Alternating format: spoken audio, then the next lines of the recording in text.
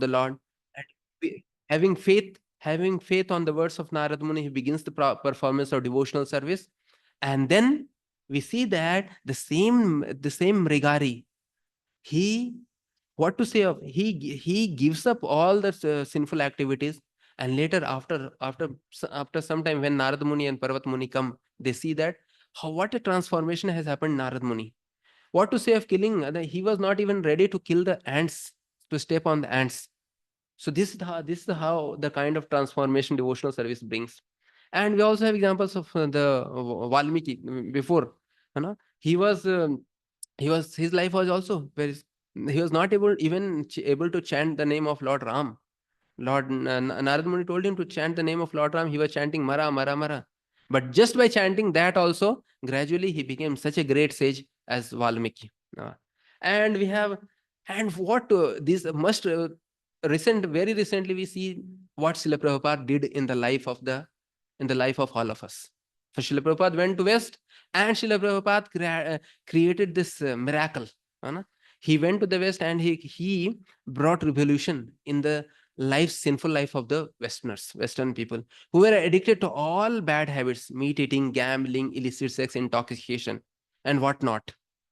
But Srila Prabhupada, he gave the holy name. He gave them chanting of the holy name, and he gave his own association, Mahaprasad.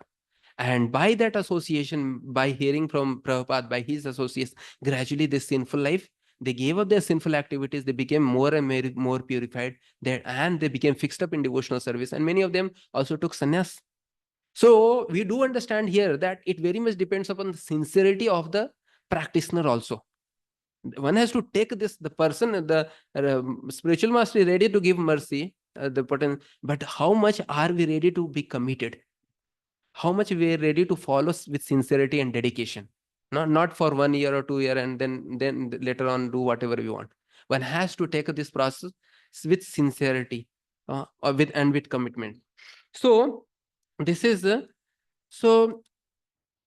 And further in the purport, going ahead in the purport, Srila Prabhupada here is mentioning this very important word, kechit. The word kechit comes, kechit kevalaya bhaktya. So this signifies the rarity of pure devotional service. That pure devotional service is very, very rare. Srila Prabhupada in the purport quotes the verse, Manusyanam sahastreshu kaschid yatati siddhaye yatatam api siddhanam kaschin mam veti tatvata. Out of many thousands of men, one may endeavor for perfection. And out of those who have achieved perfection, hardly one know Krishna in truth. So this rarity of pure devotional service, and Srila Prabhupada now goes on describes about pure devotional service. So we'll discuss about pure devotional service and the rarity of pure devotional service as we discussed in Nectar of Devotion. So what is pure devotional service? Pure devotional service, as Srila Rupa Goswami describes, Anya bhilasita sunyam jnana karma adyanavritam anukulena krishnano silyanam bhakti ruttama. This one has to perform the devotional service anya abhilasita sunyam, giving up jnana and karma, free from jnana and karma. Anya abhilasita jnana karmani anukulena, favorably, and following the predecessor acharyas, and following the footsteps of predecessor, anusilyanam. So this is a pure devotional service, and we see that this is what Srila Prabhupada came to give. This is the mood and mission of Srila Prabhupada. He came to give pure devotional service. That is what he preached. Srila Prabhupada said that if I could make one pure devotee, my mission is successful. But he not only made one pure devotee, but he made many pure devotees. And those pure devotees are now making further pure devotees.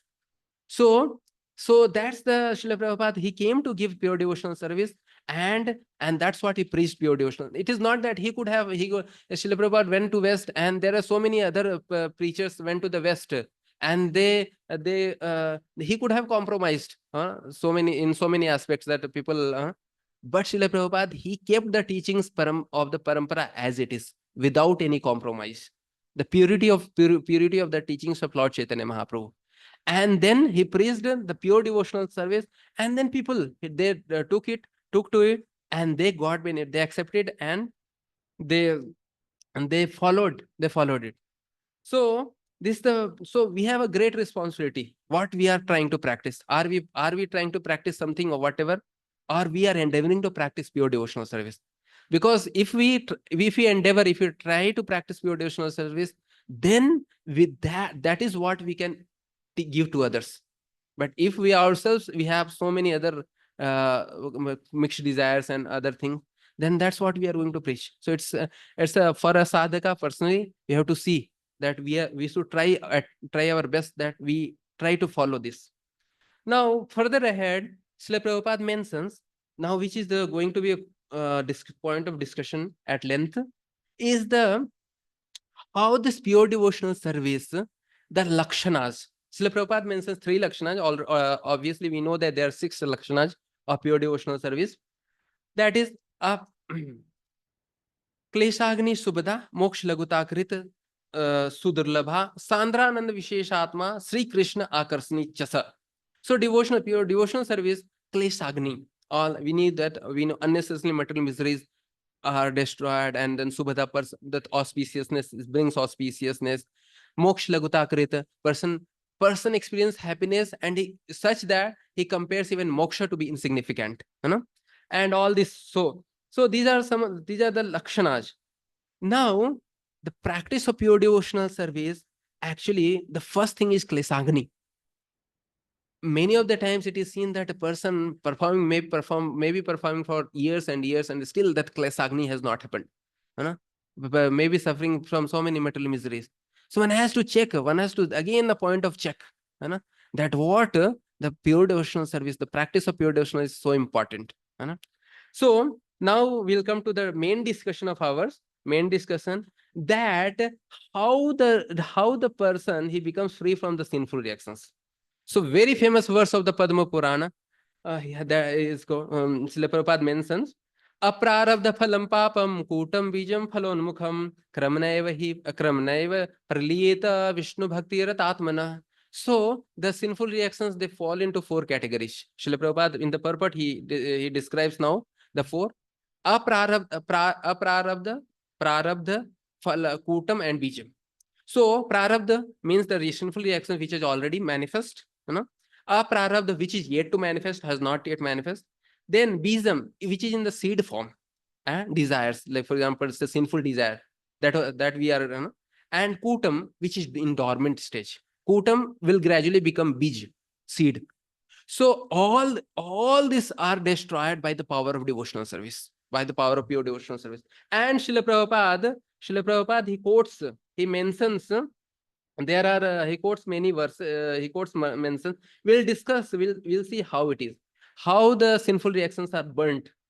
So here Srila Prabhupada mentions that यथाग्नि सुसमृद्धार्ची करोति इधांसी भस्मसात तथा मद विषय भक्तिर उद्धवैनांशी कृष्णसा. My dear Uddhava, devotional service in relationship with me is like a blazing fire that can burn to ashes all the fuel of sinful activities supplied to it. So actually, whatever sinful reactions may be there, all can be burned simply by the performance of devotional service. And further, again, Srila Prabhupada quotes another sloka, this very important sloka, 3.33.6. Yannam dheya sravananu kirtana deha pravana deyat smarnadapi kvachit swadopi sadya savanaya kalpate kuta punaste bhagvanu darshanat. My dear Lord, this is the verse description going on between Devhuti and Kapil Dev.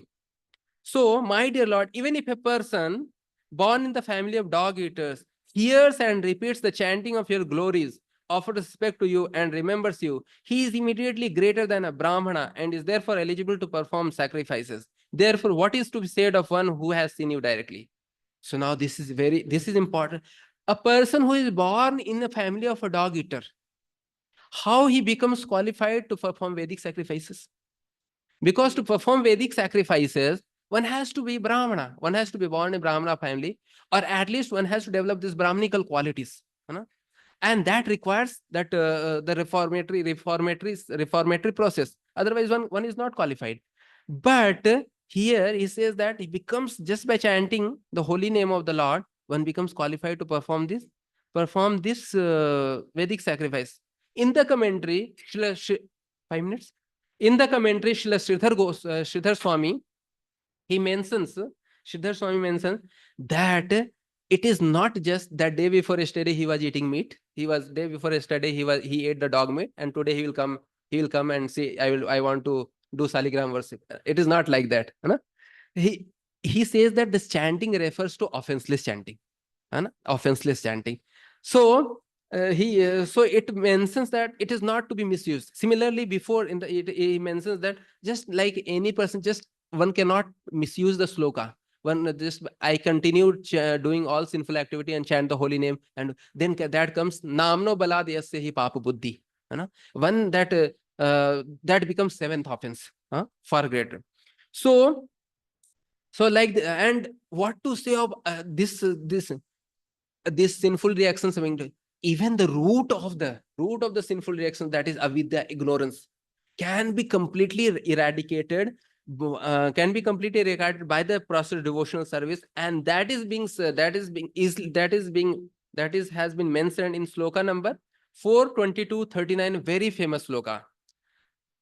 यत्पाद Pankaj पलास विलास भक्त्या कर्माशयम ग्रथितम उदग्रंथ्यन्ति संत तद्वन्न रिक्त मतयो यतयोपि रुद्धा शोतो गणस्तमर्णम भज Vasudevam.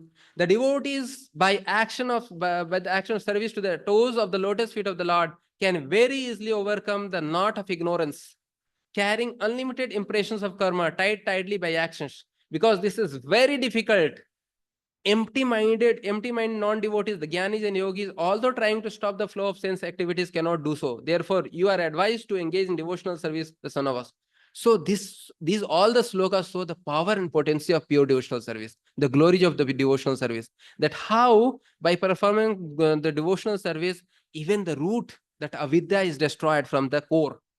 So, and as we see further ahead, after some time, the story of Ajamila will begin, which is a clear example that how by the devotional service, by chanting of the holy name, that Lord saved Ajamila. Because the root, the sinful desire was there in the heart.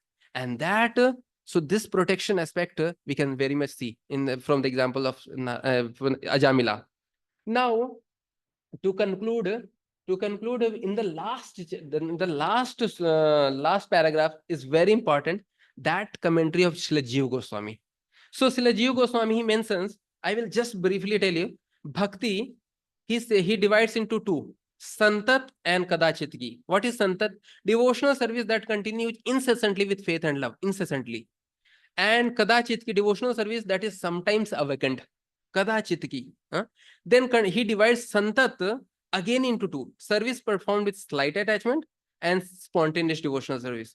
Now, kadachitki, devotional service that is sometimes awakened, he divides into three categories. The first category is ragabhasmayi, devotional service in which one is almost attached. This is sometimes awakened, but he is almost attached. Now, ragabhas sunya swarup bhakti, no spontaneous love, but he wants to serve. He likes the position of servant. So, and the third is abhas rupa. In that, there is only a glimpse of devotional service.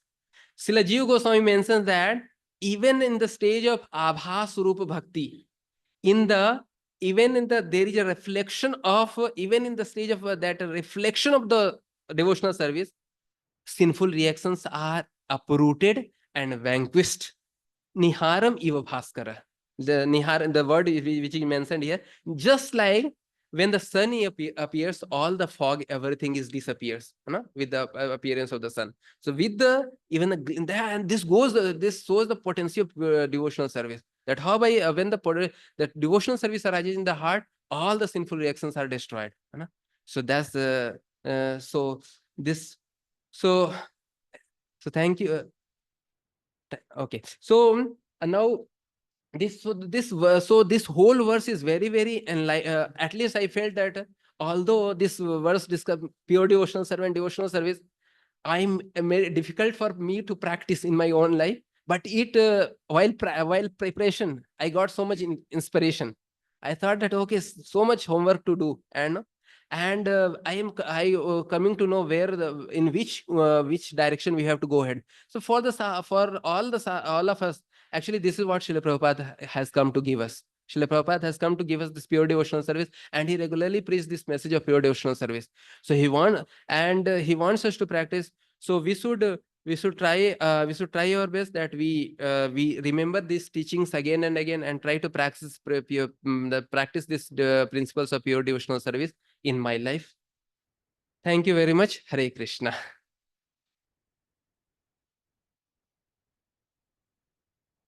Yes, Prabhu. You are talking about pure devotional service. Also, along with that, we see that our heart are filled with so much anarthas. So it becomes so difficult at times to cope up with the aspects of pure devotional service. So what's the hope for all of us? Yes. So actually, that's why in the nectar of instruction, as Srila Bhakti, Srila Rupa Goswami mentioned, Utsaha Nishchaya Dharya.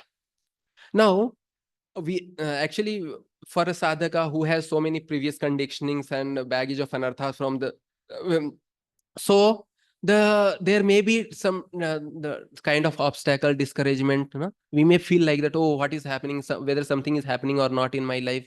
But we should give faith. We need utsaha, enthusiasm, we need nischaya, and also we should have dhairya, that the process of bhakti devotional service is powerful, and it is worked, it is going to work, because this is given by Acharya, this is given by Srila Prabhupada. It has worked in the life of people. So it is going to work, it is going to work, and it has worked in our life also. If we analyze if you are mentioning, if we analyze, see our own situation, what was our situation maybe 10 years back or 15 years back. We may have we have certain we bad habits and so many other things, but where we have left many of the bad habits, we have given them up. Now the anarthas, maybe some of the anarthas may be subtler and subtler, and to give them up is more difficult. So gross anarthas, like for example, meat eating, one can give up easily. But when it comes to subtle anartha, puja, la pratishtha, etc., that becomes little more difficult. And so it also takes intensity of the practice of devotional service. So one has to it very much requires the association of pure devotees, association of the persons who are sincerely practicing pure devotional service or trying to practice pure devotional service. When we associate with them, so although one I may be struggling, I may be stuck up at a particular level, but if I associate with them, then that inspiration comes. Okay, I can also try to move ahead. I try giving up my attachments, and I can. So utsaha, nisha, and dhairya also required. It will take some time. So I have to keep some patience, dhairya. So this is what I hope this answers. Yes.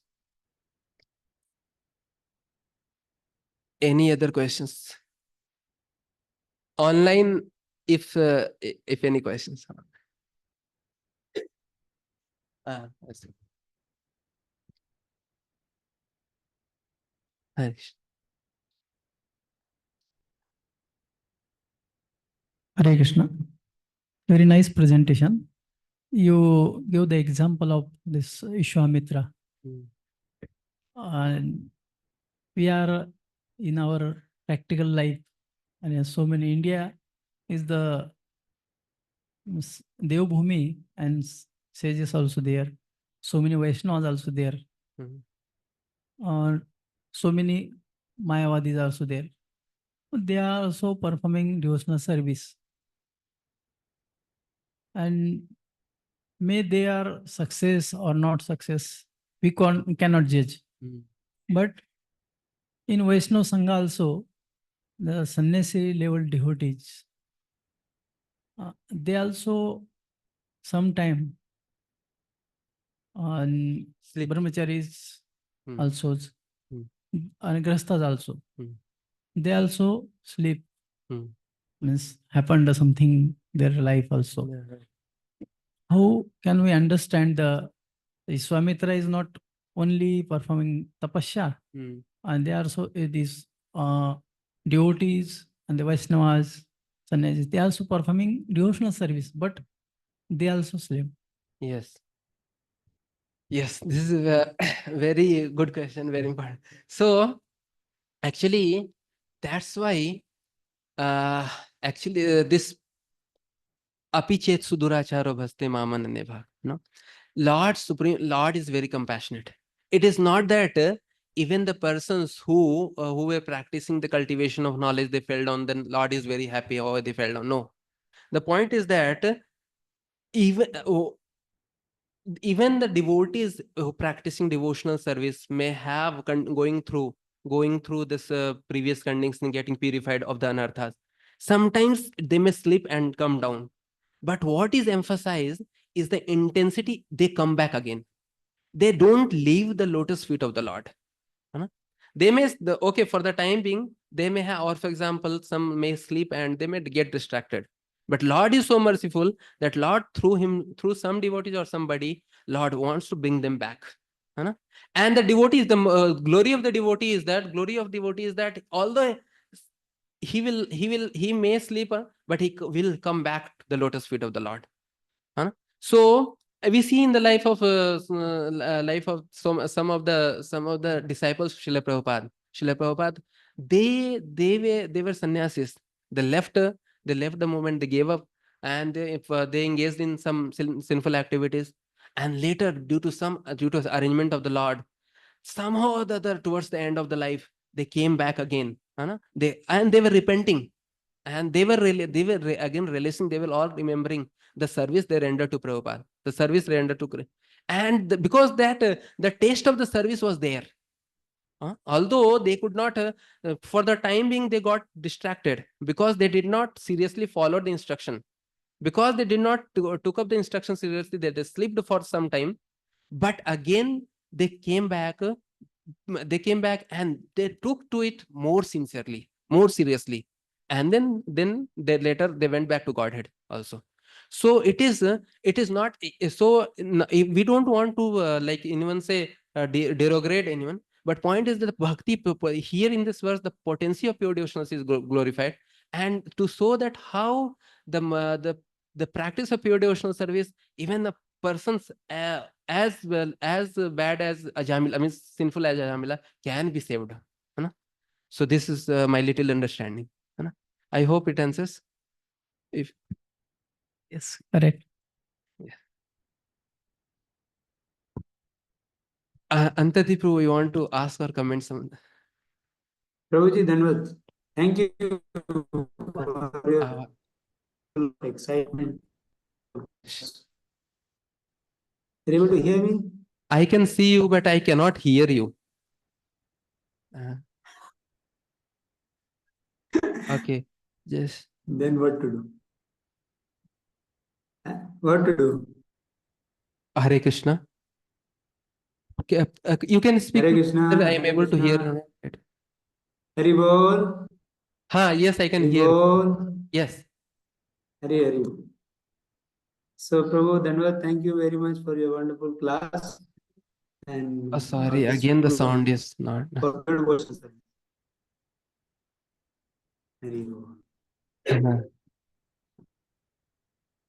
Yes, Prabhuji. Hari Bol. Hari Bol. Are you able to hear, Prabhu? Hare Krishna. Hare Krishna. Hare. No, not able to hear.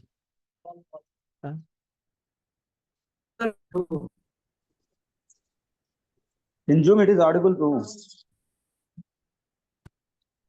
अरे वो Zoom पे तो audible है लेकिन इनको audible नहीं है. Sorry.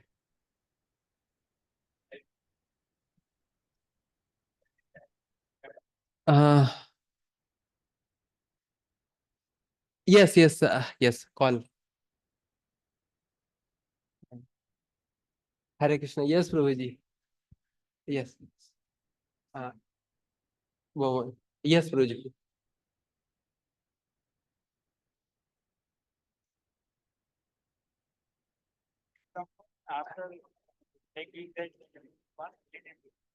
हाँ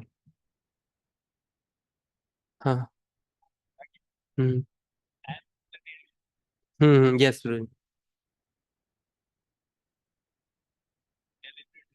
हम्म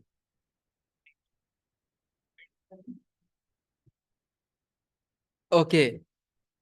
So you are mentioning that Acharyas say that the one holy name is sufficient to eradicate all the sinful reactions what a person has in future also. Then if he performs further, where does he go?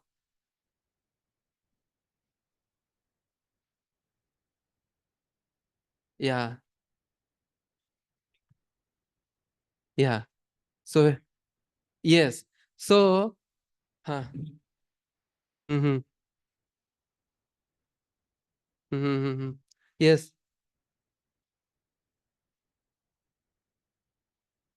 Actually, Prabhuji, to answer this question, this question, if I quote this story of the disciple of Srila Bhakti Siddhanta Saraswati Thakur, if that's a disciple of Srila Bhakti Siddhanta Thakur, that he was initiated and he was practicing devotional service when later when Srila Bhakti Siddhanta Thakur left. So then he left everything and he began performing all kind of sinful activities, everything. And then later he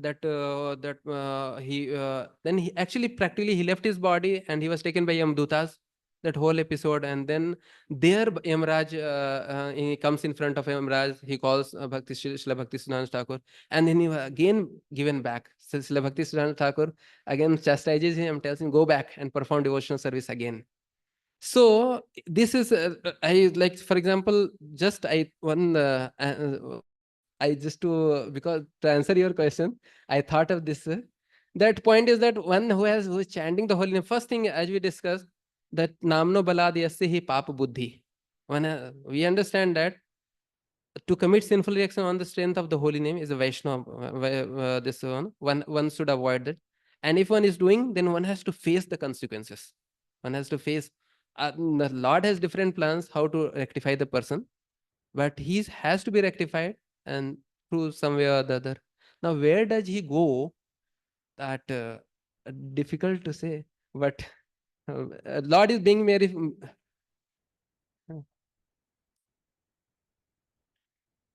Uh,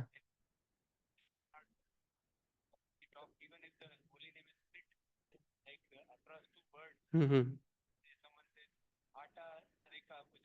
हाँ, yeah. हाँ, हाँ, yes.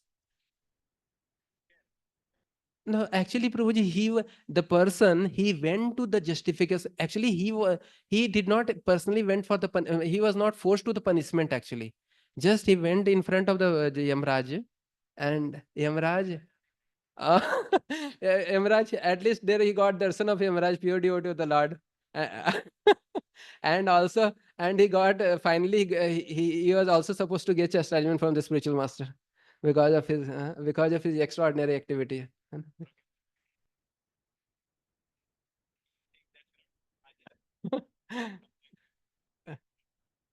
I, you can add Broji. Okay. Harish, Harish. Broji, should I tell? Repeat. So hence, Prabhu said that, like for example, in the Haridas Thakur episode, it is said that anyone who has chanted the holy name, even they don't have to go to hell. They don't have to go to hell. But we see that even in the episode of the disciple of Srila Bhakti Siddhanta Thakur, at least he has to go to hell. You know? Obviously. So then I said that he went there. He got the darshan of Yamaraj also. He was not sent for punishment. From there, he was sent back, and to continue further devotional service. Uh, that's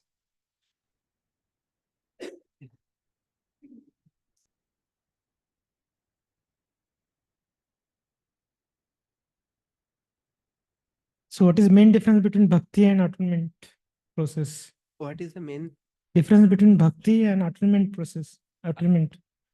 atonement? Huh? Actually, Prabhuji, atonement either by the fruitive, that is the karma kand, or by jnana kand, that person is not freed from the ultimate desire to commit it again. No? He gets temporarily purified, but he has a tendency to commit again. But in case of bhakti, when performs with intensity, it becomes he becomes purified from the heart completely, from the root. And the Ajamila, he performed chanting of the holy name completely purified, by the otherwise the person does it again and again and again. One is like compare hathi bath, the elephant taking bath. Other side is that the bamboo burnt but again comes up. That Gyan Kand comparison. The Karma Kand, that elephant bathing, and Gyan Kand, where bamboo burnt up again, but again it comes up. But devotional service completely from the root, completely from the sinful desire is destroyed from the root only. Why that happens? Because that's the potency of devotional service. Because the Lord, one is taking shelter of the Lord, chanting, one is taking shelter of Lord, his holy name, Lord being so potent. When Krishna enters, then what kind of impurity? Krishna is pavitram suddham apava viddham. When Krishna enters, how can the impurity remain there? So when Krishna, in the form of bhakti, devotional service, he entering the heart of that person, the impurities cannot remain. The person becomes purified. Now, one may ask, but as Prabhuji was saying that we see that devotees are also struggling, committing, sleep, they may sleep again and like how it is happening immediately. But if you see in the entire lifespan, so many lifetimes we have been in the material world. As compared to that, even if one lifetime you become completely purified, even just before death, one becomes completely, that also can be considered like very, very short span only. It's like immediate only.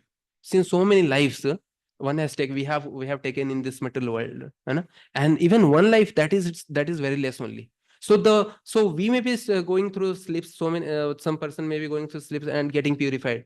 But if you see, but still the process devotional service is so potent, powerful. So that's why one should be hopeful, one should not be discouraged, and should continue practice devotional service in the association devotees, and particularly in the association all devotees, all of you like, all devotees like you, and particularly I see you how sincerely you are serving a This is not Saligram service. Hare Krishna, Hare Krishna. As if all 7 days, if you are given Saligram service, you can serve all 7 days. This is not allowed in question answers. Don't quote. Just I But inspire. you can quote scriptures. Yes. Okay. Yes. So the main point in bhakti is surrender to Krishna. Other processes, their falsehood is not surrender. Everything is intact. So that's why on their own, they cannot purify themselves. But in devotional service, the main quality of the practitioner that he surrenders himself to Krishna. And how much sinful he is, he may again fall back to sinful tendencies. But his surrender to Krishna is there. So that's why Lord is so pleased with his that one quality, that he is ready to forgive him from all those sinful things. Other processes, they are on their own, they want to purify, and there is no guarantee of that purification because they themselves are succumb to 3 modes of material. So in devotional service, taking shelter of Krishna, surrendering to Krishna is a main ingredient which makes him purified. And that is a hope for us. Okay. So we thank you for your wonderful presentation. So one suggestion that you can slow little bit your speed. Yes. And you can be focused and like while presenting, instead of Narad Muni, Mrugari, you told Narad Muni only. Oh. So like that, Yes. these things happen. So Yes. just little slow. And Jiva Goswami, you could have elaborated if you could have managed your time. Yeah. That was main quite good. Actually, the last section, Jiva Goswami, he elaborates it, but that requires time. So you manage your time like that because these things Yes. we know. So you can focus those things which Yes. can be helpful. Okay. Yes. So we thank you. Hare His Krishna. Grace Shamjanath Prabhu ki jai. Hare Krishna. Now Yugal Sham Prabhu will present. Or Hare Bhakti Prabhu. And Antardeep Prabhuji, you want to give some comment, feedback? Just push it down. Push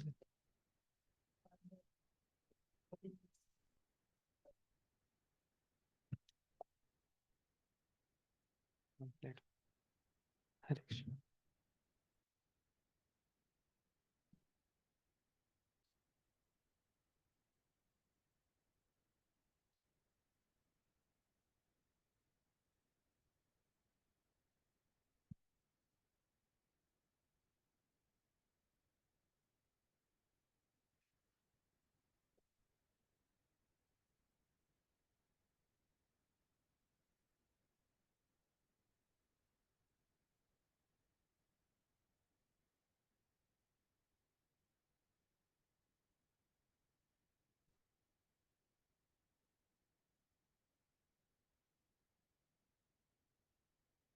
Shyamnagar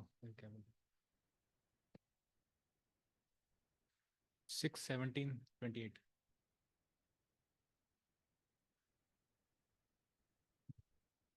इथे दाखवायचं का? श्लोक दाखवायचं.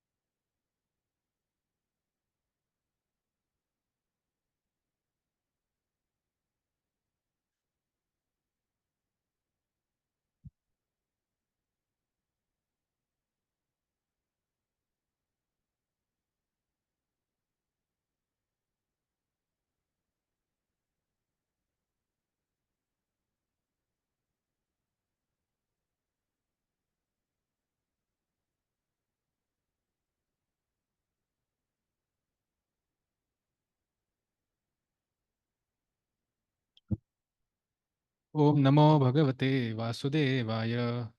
So we're reading from Canto 6, Chapter 17, entitled Mother Parvati Curses Chitraketu, text 28. Narayan परा सर्वे न कुतश्चन बिभ्यति स्वर्ग अपवर्ग नरकेषु अपि तुल्याथ दर्शिना. Translation purport by Srila Prabhupada. Translation. Devotees solely engaged in the devotional service of the Supreme Personality of Godhead Narayana never fear any condition of life. For them, the heavenly planets, liberation, and hellish planets are all the same. For such devotees are interested only in the service of the Lord. Purport. Parvati might naturally have inquired how devotees become so exalted. Therefore, this verse explains that they are Narayana Para, simply dependent on Narayana. They do not mind reverses in life because in the service of Narayan, they have learned to tolerate whatever hardships there may be. They do not care whether they are in heaven or in hell. They simply engage in the service of the Lord. This is their excellence. Anukulyena Krishnanushilanam. They are liberally engaged in the service of the Lord, and therefore they are excellent. By using the words Bhritya Bhrityanam, Lord Shiva pointed out that although Chitraketu provided one example of tolerance and excellence, all the devotees who have taken shelter of the Lord as eternal servants are glorious. They have no eagerness to be happy by being placed in the heavenly planets, becoming liberated or becoming one with the Brahman, the supreme effulgence. These benefits do not appeal to their minds. They are simply interested in giving direct service to the Lord. उमज्ञानतिमिरन्धस्य ज्ञानाञ्जनशलाकया चक्षुरुन्मिलितं येन तस्मै श्रीगुरवे नमः. नमो विष्णुपादाय कृष्णपृष्ठाय भूतले श्रीमते भक्तिवेदान्तस्वामीति नामिने. नमस्ते सारस्वती देवी गौरवाणी प्रचारिणे निर्विशेष शून्यवादी पाश्चात्य देश तारिणे. Hare Krishna. So I seek the blessings of all the assembled Vaishnavas here. So this Canto 6 of Srimad Bhagavatam, specifically this section, is talks about the pastime of Vritarasur and Chitraketu Maharaj. So as the story goes in this section, how after Chitraketu Maharaj, the episode of his son, the son is Harsha Shoka dies. Later he does tapasya. He gets the darshan of Lord Anantadev. He gets the darshan of Supreme Lord. He gets the benediction from the Lord. And after that, he becomes a king again. And then he's like traveling. And then he's chanting the holy names of the Lord. And in that case, what happens is he happens to see Lord Shiva at sitting there along with his wife. And then this leads to he's commenting and seeing the whole situation happen. And then later, he gets cursed by Mother Parvati. So after he gets cursed, Chitraketu Maharaj, he comes down from his airplane. And then that time he begs forgiveness from her.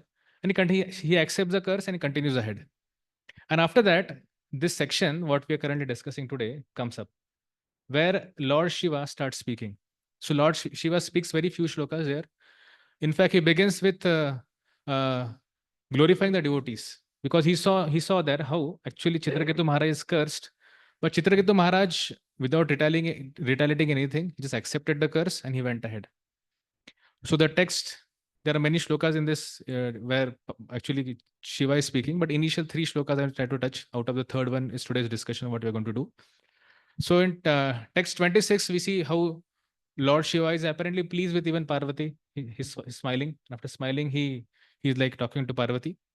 In the next shloka, in the 27, he discusses about the greatness of, he tells her how the devotees are so great, how they are servants of the servant of the Lord. They are taken shelter of the Supreme Lord. He also says how actually Parvati, you are beautiful. You may have a beautiful form, but the real beauty is the beauty of the devotees who are much more greater in their service to the Lord. They are surrendered to the Lord. We can also see how Lord Vishnu is so astonishing. He kind of influenced Parvati to curse Chitraketu. And then even after getting cursed, he wanted to show how Chitraketu is great. So Chitraketu's love for Lord never diminished. Chitraketu's bhakti never, he remained indifferent to the curse. He just accepted, okay, fine, curse is coming, I'm accepting it. And he went ahead, continued with his life. So we can say one way that, apparently we can say that the curse did not act upon Chitraketu because his consciousness, his mindset remained quite same. So apparently externally we can get to see that the changes might have happened. He might have become a demon subsequently. So we come to today's shloka, text 28, where Narayana Parasarve, he discusses about this aspect, how devotees of the Lord, they are never fearful of any condition of life. So basically we can see in this particular shloka of today's discussion, there are many things are discussed, out of which few things we'll like to touch today. One thing it talks about is the glory of a devotee, how a devotee is very glorious. Even how the devotees having that equanimity towards dualities when they come in his life. How a devotee can be fearless when such kind of calamities may strike his life. It also shows a difference between a genuine devotee versus a show-off devotee. Because for a genuine devotee, whatever situation is there, that doesn't matter to him. But for devotees, apparently kind of doing a show-off, externally just trying to show that he's a devotee, such kind of situations, such kind of curses may really kind of be shaking off from his being. He can't continue with his show after that. We also see many of our acharyas like Srila Jiva Goswami, Srila Vishwanath Thakur commenting on this shloka. Like Srila Jiva Goswami, he says that the devotees have the quality of seeing or experiencing everything other than Narayan as equally worthless. Tulyartha. So for them, everything is equally worthless. Though it is Swarga, Narka, Apavarga, what it's equally worthless for them. Vishwanath Thakur says that Swarga or Apavarga or even Narka, for the devotees, they are tasteless. Why they are tasteless for the devotees? Because there is no aspect of bhakti in them. Because they don't get that same rasa for the bhakti which they get from practicing bhakti by doing these 3 things. So that's why devotees are not least interested about these 3 things. And he talks about like that. Now let's try to go from different aspect of this shloka. Like the first aspect is Narayana Parasarve, the first aspect of this shloka. So Narayana Para is someone who is the devotee of the Lord. Of course, we have so many scriptures describing about how devotees of the Lord are so glorious. And devotees of the Lord, they are the way Lord sees his devotees. We have so many pastime. We have Ambarish Maharaj pastime, where how much where Lord Vishnu is saying for him the entire universe is at one side and one devotee of the Lord at one side. So he will prefer that one devotee over that entire universe. So that's the way where Lord is seeing his devotees. That's why such devotees were actually Narayanapara who are devoted to the Lord Vishnu. Like we see even in how such Narayanapara devotees are so rare. They're so rare. Like we have in 6th canto another shloka talking Muktanam api siddhanam Narayana parayana Sudurlava prashantatma Kotisha api mahamune. How they are rare. Among the muktis, among the siddhis, among the so many living entities around, they're so rare. Rarest species is the Narayana para. So what makes them rare? What makes them rare is because there may be so many living entities, but out of them, very few want to actually surrender to the Lord. Of course, few of them want to serve the Lord. Also, in 5th canto, where in the prayers of the residents of Jambu Dvipa, there we get to see about these what are the qualities this Narayana devotee have in them. So it says, Yasyasya bhaktir bhagavati akinchina sarva gunaistattra samasite sura harava bhaktasya kuto mahadguna manorathena nasati dhavato bahi. So Yasyasya bhaktir bhagavati akinchina sarvair gunastatra samasite sura. So all the good qualities of the demigods, all the qualities of all the glorious qualities we get to see with such devotees of the Lord. And how they come, how those qualities come in these devotees? They come in them because they practice bhakti. And what makes them very unique? So you may see there are so many qualities, like we have 26 qualities of a Vaishnava that are described. Out of them, the most important quality which is discussed or described is Krishna Eka Sharanam. What makes devotees very unique or what makes them Narayan Para is actually their entire focus or the entire goal of their life is to surrender to the Krishna. The only thing they do is they want to surrender to Krishna. Like we have examples of so many great souls from Srimad Bhagavatam. Prahlad Maharaj. He was in so much of difficulties. Father was kind of killing him. He was plotting that he can get killed by various ways and means. But he was so much focused. Lord is there, Lord Narayan is there, Lord Krishna is there. He will take care of me. We have example of Srila Haridas Thakur. That Haridas Thakur was beaten in 22 marketplaces, but for him, that never deterred him from his devotion to Lord Narayan.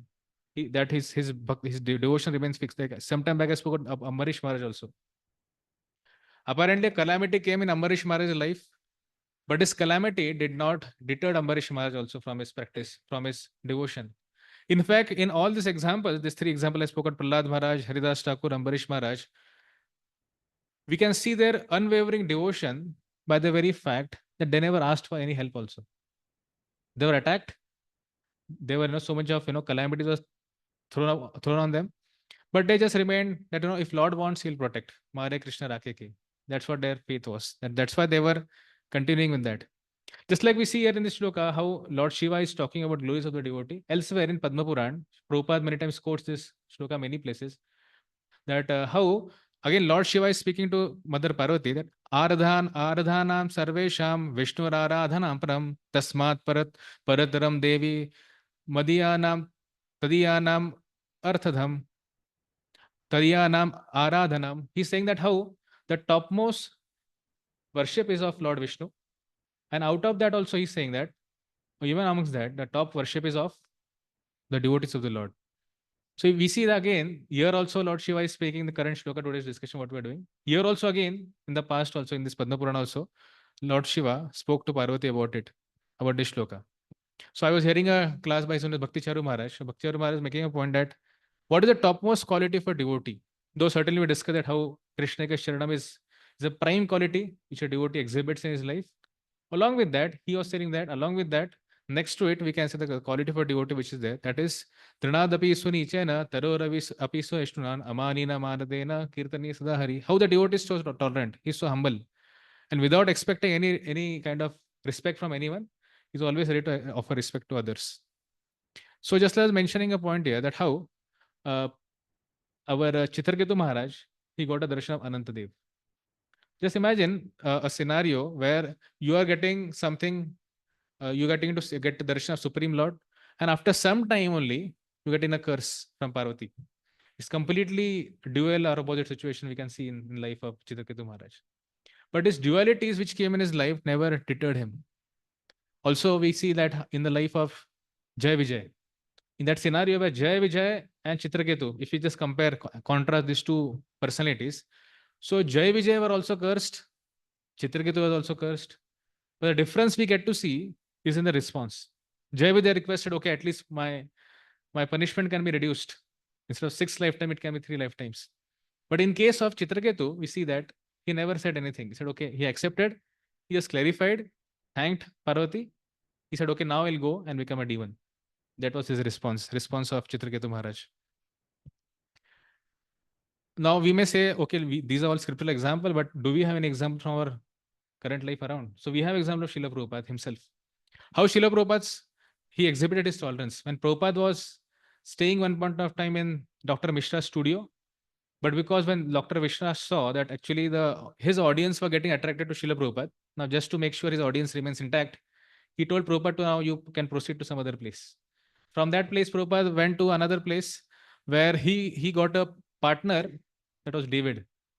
Now, when Prabhupada met David, he gave he had one copy of Chaitanya Charitamrita. Prabhupada gave that copy to him as a gift. Because Prabhupada was thinking that, David will be the first Vaishnava I'll make in America. That was Prabhupada's desire. That was Prabhupada's vision toward this David.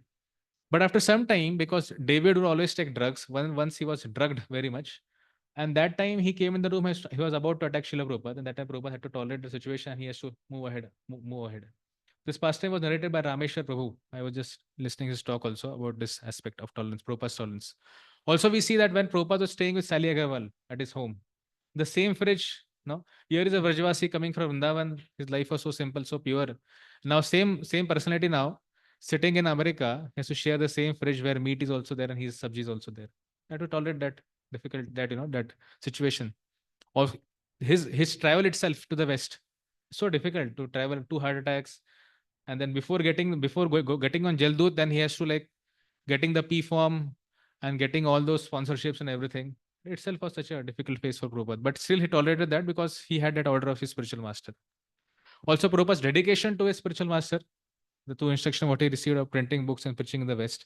So from that, we really understand how Prabhupada tolerated the dualities and difficulties coming because he had his goal. His mission was his Guru Maharaj's instruction for him. So this was about the first aspect of Narayana Parasarve. Second one is Na Kuteshana Bibhyati. So Na Kuteshana Bibhyati means fearlessness. So the fearlessness, so one who practices pure devotion service, by the practice of pure devotion service, one easily overcomes his fear. Fear can be overcome by such kind of practice of pure devotion service. Now, the fearlessness, why a devotee is fearless basically? So devotee, the dedicated devotee is never fearful to go anywhere in the entire cosmic manifest. He can go anywhere. For him, doesn't matter where he goes. Now, why such a devotee is fearless? What makes him fearless? His full faith in Lord. That Krishna is going to protect him in all circumstances. Like we know this, Bhakti Thakur says in Sharanagati, Avashya Rakshibe Krishna Vishwasa Palan. That devotee has a Vishwas, he has that confidence that yes, Krishna is going to protect me. Krishna is my whole soul protector. And that's why he's always fearless. He may be in the midst of the forest, he may be in the midst of, just like in case of Srila Prabhupada, he's in the West, where the onslaughts of Maya is so much day in, day out, we can get to see that onslaughts. But he's always fearless because he has taken shelter of the Lord, and that shelter of the Lord is making him fearless. And because of his practice of pure service, that makes him fearless.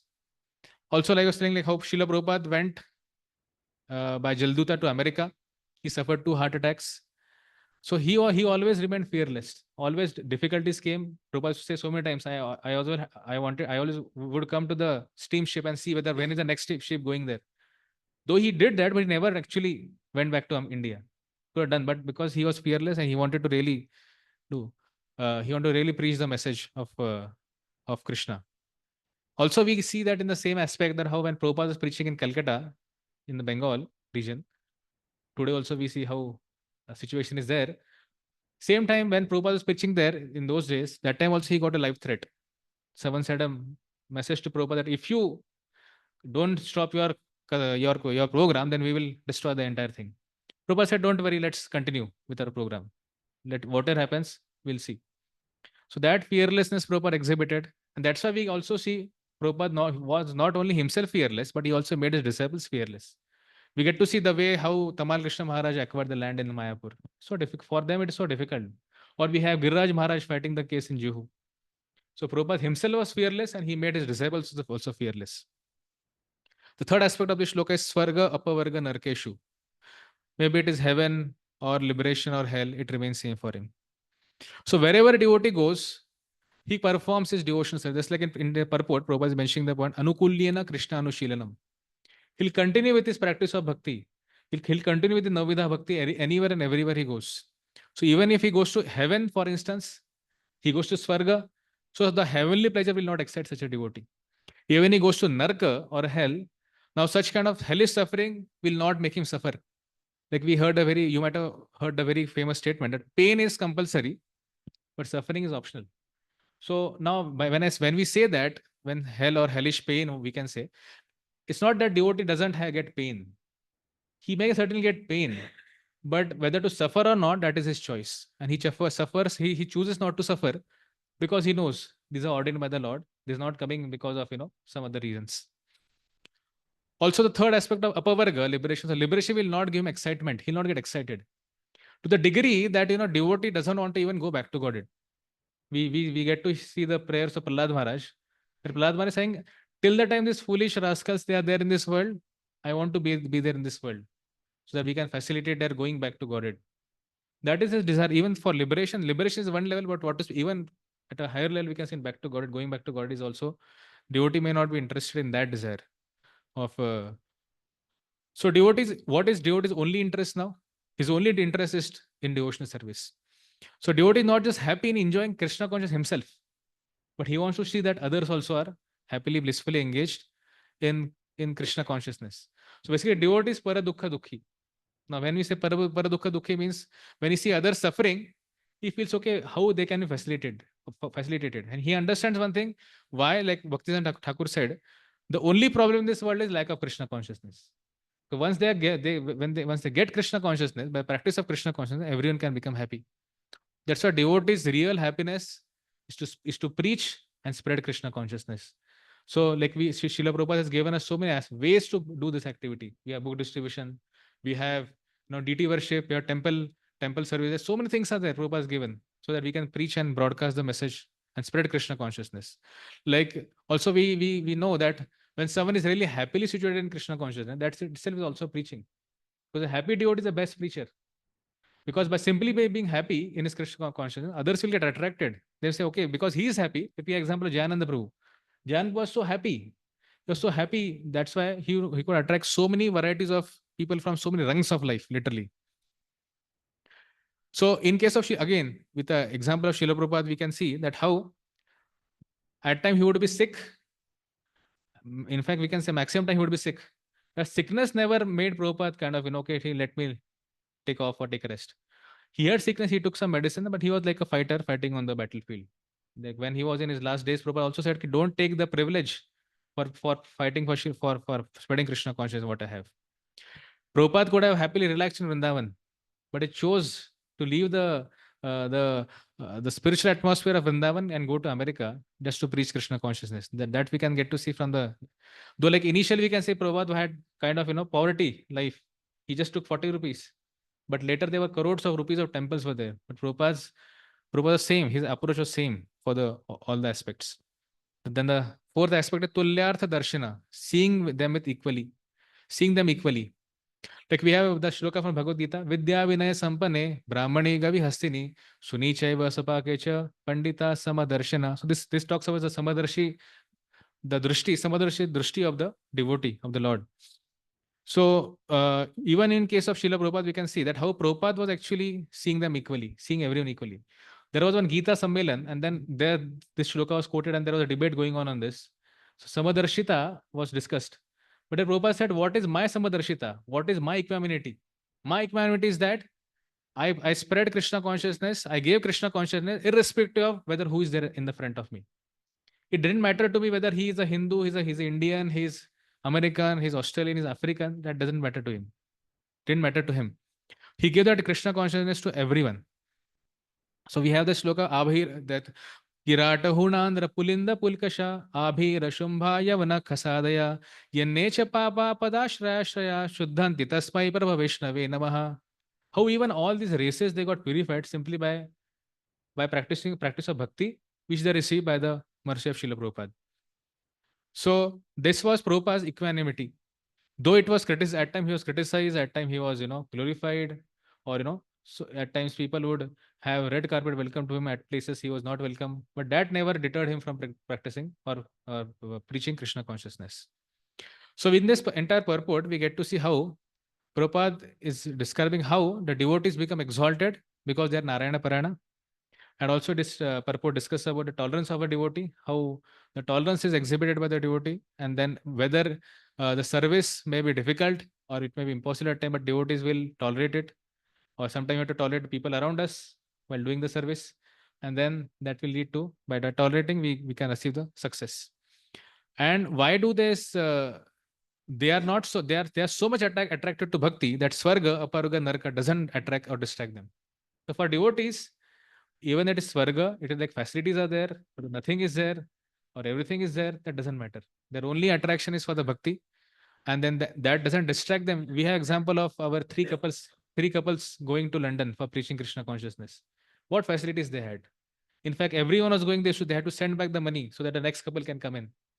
And then they had to stay in cardboard boxes. And in that situation, they preached Krishna consciousness in the United Kingdom.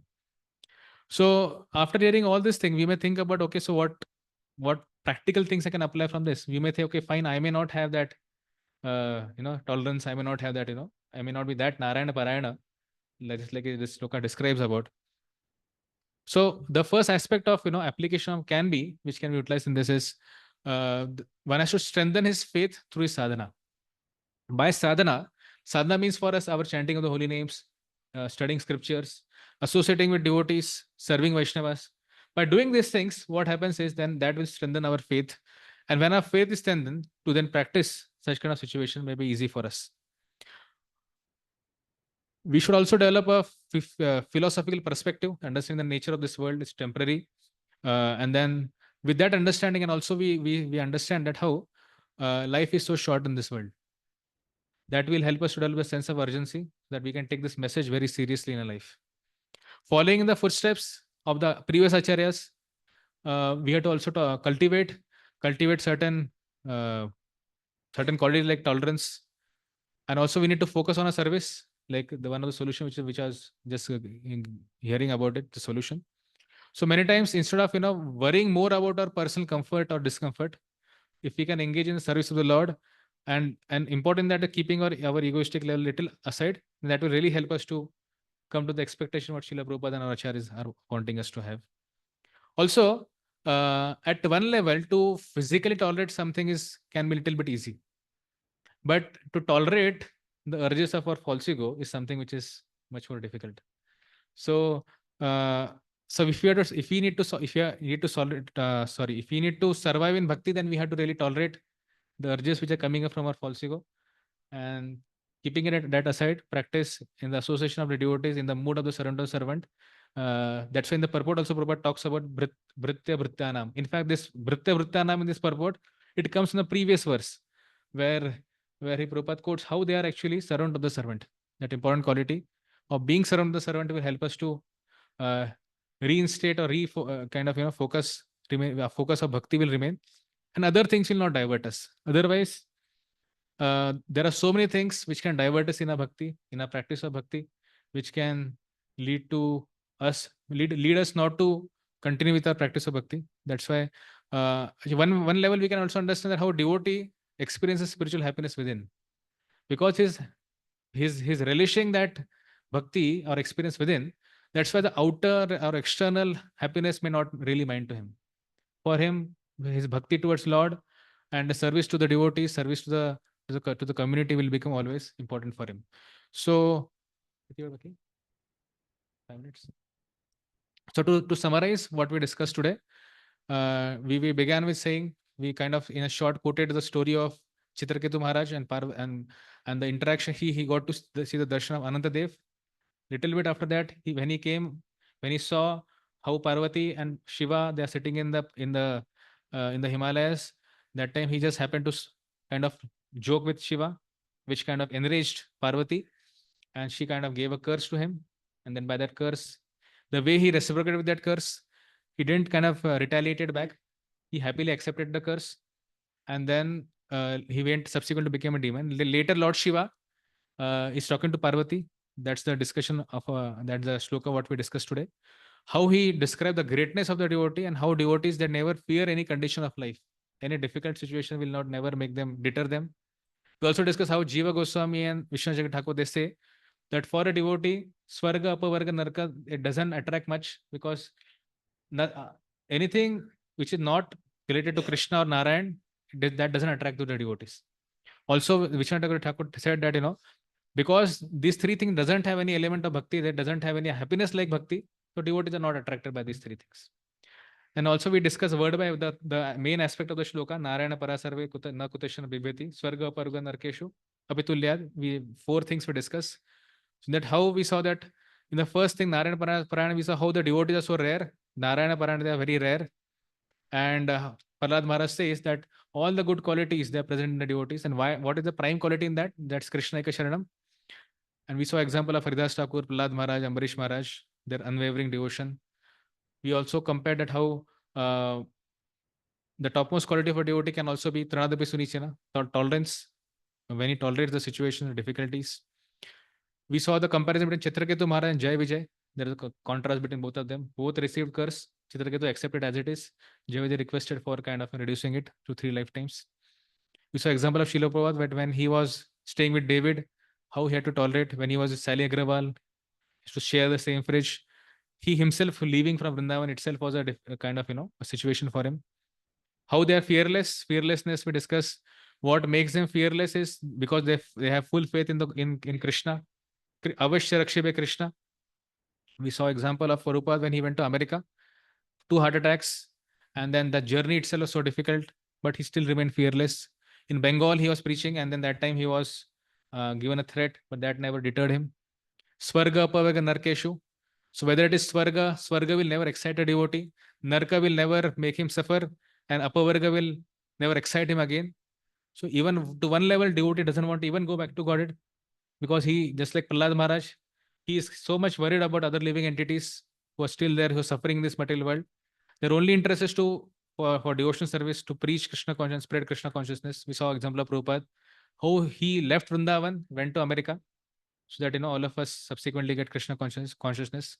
Tulyartha Darshana, that Vidya Vinay Sampane, that shloka we discuss. Also, how Prabhupada said, what is his equanimity? Is he gave Krishna consciousness to one and all without discriminating for anyone.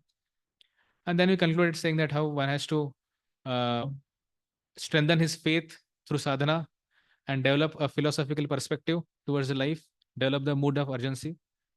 And with this, one has to keep aside one's false ego so that one can survive in his bhakti. Thank you. Hare Krishna. Any questions?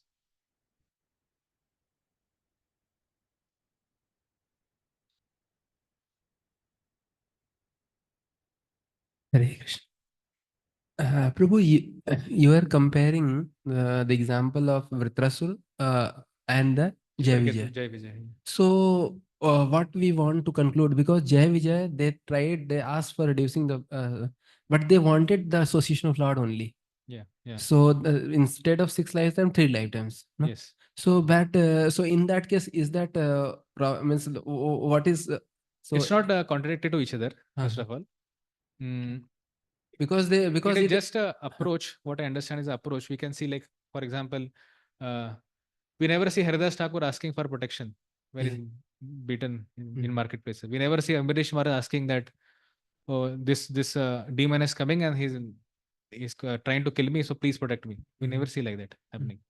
So it doesn't, we are not kind of, this point I got from where? Actually, I heard this point from one class given by Rameshwar Prabhu, Srila Prabhupada disciple. He was giving a comparison between both. No, there it is not mentioned like that. Because I heard in that class, I'm quoting from there.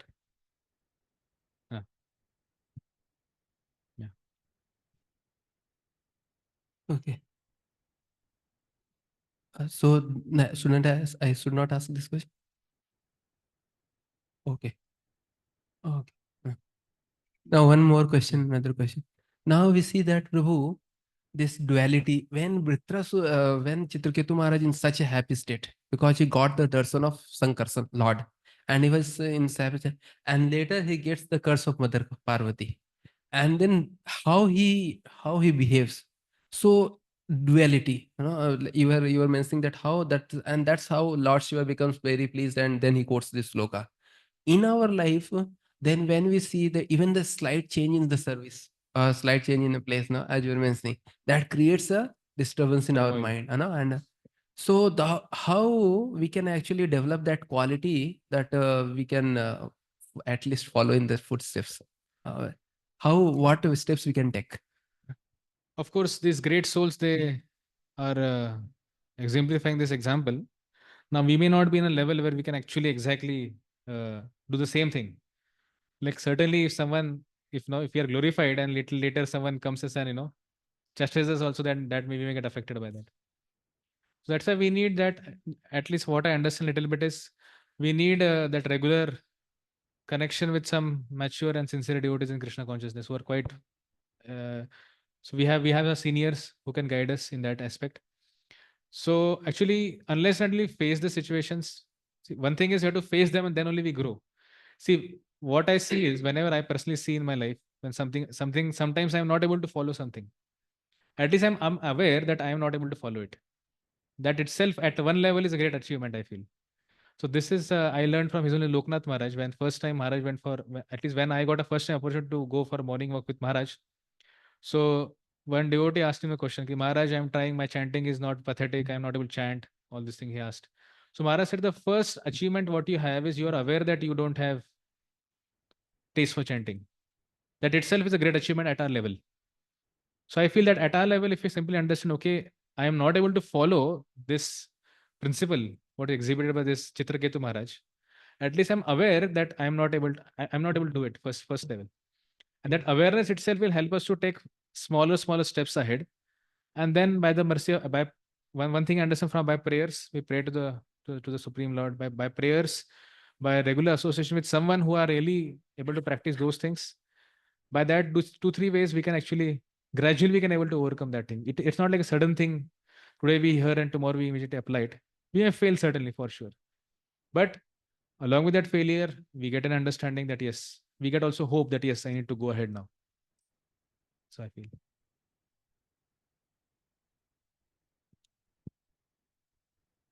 So we see that two types of devotees. One is accepting whatever is there, whatever comes in his way, he accepts it humbly. And second type of devotees, he want to improve the situation. For example, prasadam is not good in kitchen. So one type of devotee, he accepts whatever comes. Second type, he want for you fight and you lot of endeavor, he improves the prasadam. So according to this verse, who is glorified? First type or second type? Actually, we need both. We need both type of devotees. Why do we need both? Because there is one type who exemplify okay how they're satisfied. Whatever happens, whatever is there, not there, prasadam there is, prasadam is over, prasadam is there. They're happy. Fine. मूढ़ी तो है, मूढ़ी खा लेंगे, पानी P लेंगे, उसमें से चला लेंगे. But also we need other type of devotees also who feel okay. It's not that let's be happily sit in the situation and continue. Now these they may be appear contradicted to each other. They may appear. But the second type, if you see, they want to make some change, they want to make some improvement in the situation. The goal and purpose is to again help others only. Now we may have some devotees who are like, kind of avdhut type of. For them, it doesn't matter. It's there, not there, doesn't matter. But then there are many are there who may be in the category for them, these things may matter. If prasadam is not good, that may matter for some. So see, first category anyway is indifferent. Doesn't matter, is there or not there. At least for second category of devotees who for whom these things will matter, for them at least we should have to arrange things in such a way. And again, that has to be done in a Vaishnava way, not that we make a hartal and we make kind of a protest. No, we have a Vaishnava way of dealing with things, solving situation. Proper person we have to contact and discuss and sort it out. So both are required.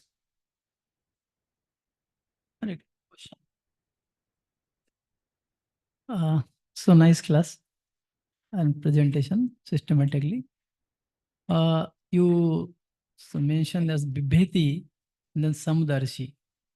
Samudarshi and Bibheti. You make elaborate the 2 point. This Bibheti, you give best example of this Prabhupada, how he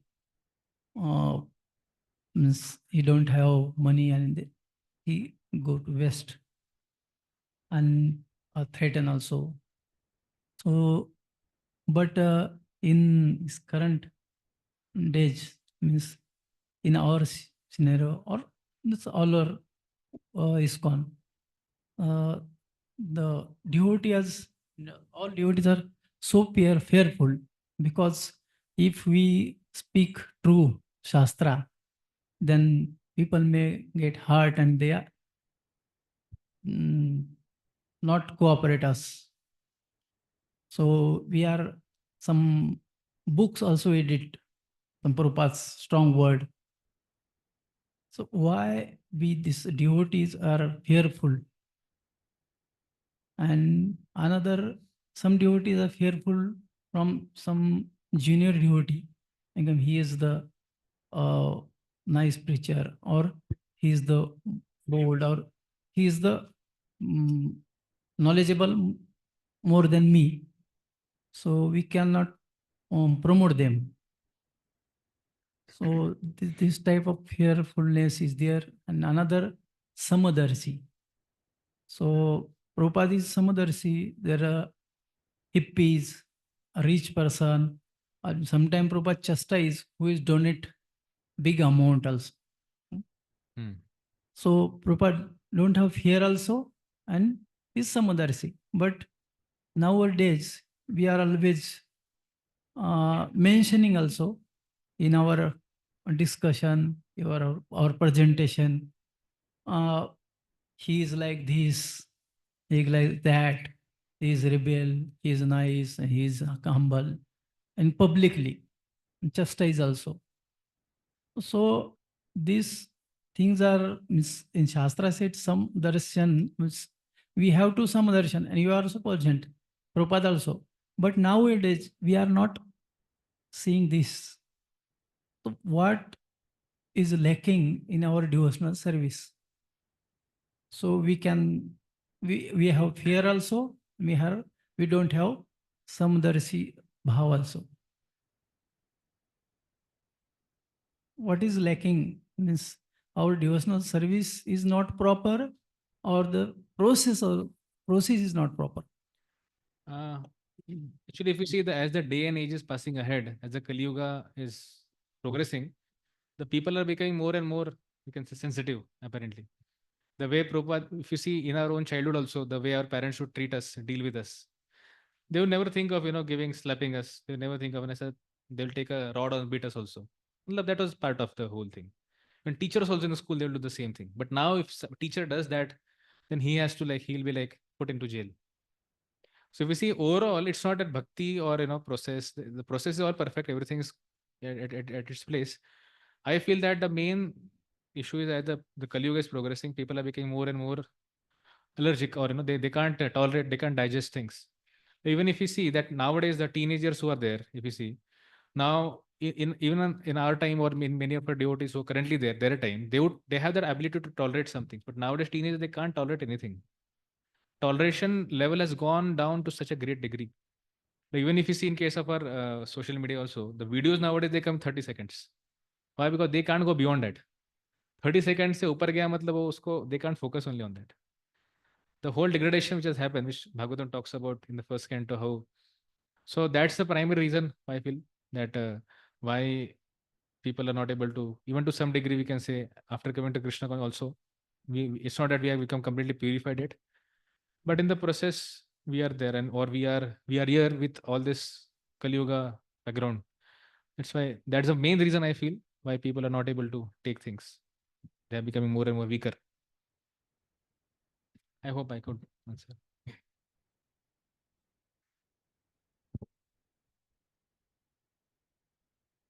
So this verse is speaking about fearlessness of devotee. So what thing makes fearful to devotees? That also you can tell. What makes devotees fearful is when they kind of get disconnected with Krishna, when there's a lack of Krishna.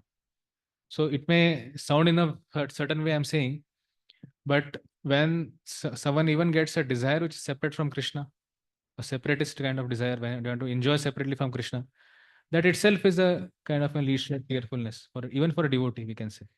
That's why devotee is always cautious and careful that how he always remains in touch with Krishna. So why we see like Bhagavad Gita Krishna Satatam Kirtayanto Mam, it is said. Why Satatam Kirtam is said in one level? Why? Because then that will always keep a devotee connected with Krishna through his holy name. A devotee will always remain connected through service. He remain connected uh, through different ways and means. So if that connection remains intact with Krishna, then that fearfulness, like we had even this one song also, Ashoka Bhayamrita. क्या song है वो? नहीं जीवन टलमल अभय भजहु रे मन श्रीनंदनंदन अभय चरण रविंद्र जीवन टलमल. So if you see the life is like that, but the more can devotee remains connected with Krishna, then that fear. See, like if we see like Prahlad Maharaj himself is a great example, or Haridas Thakur. Though they were in such a physically external situations were there for him, that never kind of made him fearful or something. Of course, that doesn't mean that you may see sometimes devotees may get affected by some diseases, they may get sometime accident. But fear factor, that aspect will be there for sure. Along with that, devotees know that okay, yes, Krishna will be there, he'll take care of me in all the situations. Okay. Fear of offending Vaishnavas also one should have. Yeah, fear of offending So Vaishnava. these things you can cover this also. Yeah. How fearless devotees are and what things make them fearful. So both things will complete this presentation. Okay. So I thank you for this wonderful presentation. You are precisely, attentively covered all the points, and you have control over audience, and your tone and space was very good, effective. Eye contact was there. So, and fluent. Some verses you can memorize or just quote. If you feel that you're going to get, stumble, just leave it. Those verses. And your time management little bit you can improve, because there are 5 minutes were remaining. You can add more things, and summary also should be very short. In 2 minutes you just cover the points. Again repeating will impact your presentation. Okay, so all around you did well. Thank you. His Grace Shugul Sham Prabhu Ji ki jai. Now we'll have back a break of 10 minutes. 12:30 will start. Huh? Who is the presenter next? Okay, Mr. Krishna.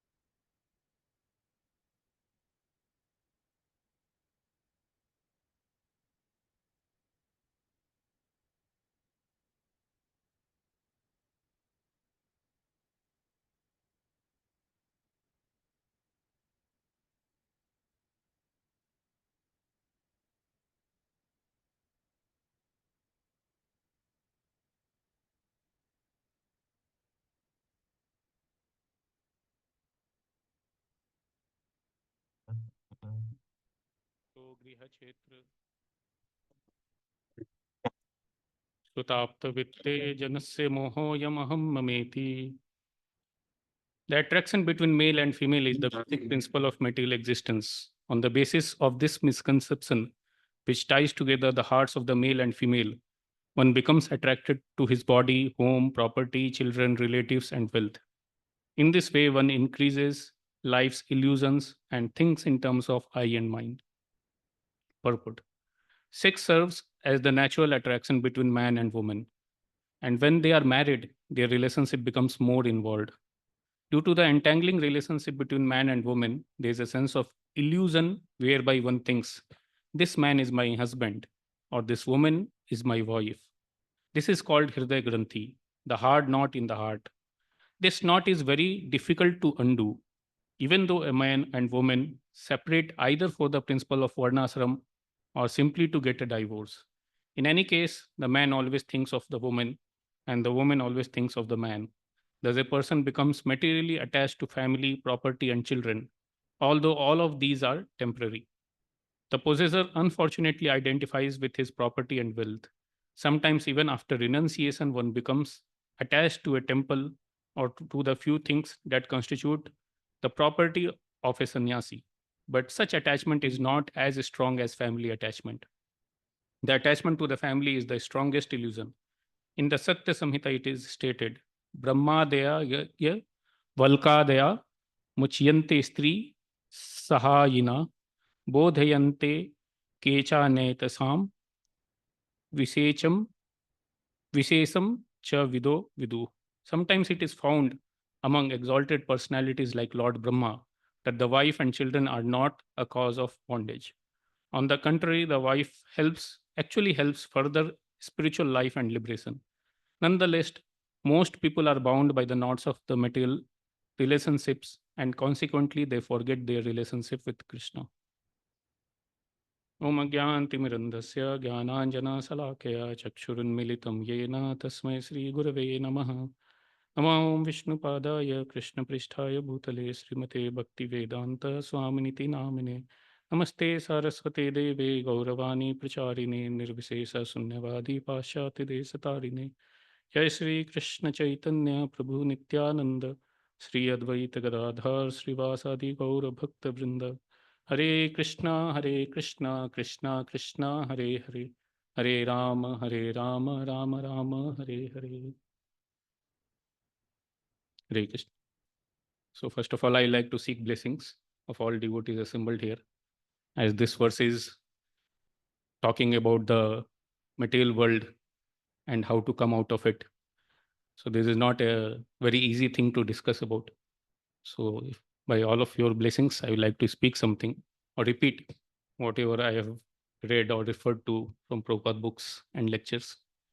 So basically, if we see the basic introduction about this verse, so this comes from the Rishabhdev teachings from the 5th canto, 5th chapter. So this is the 8th verse.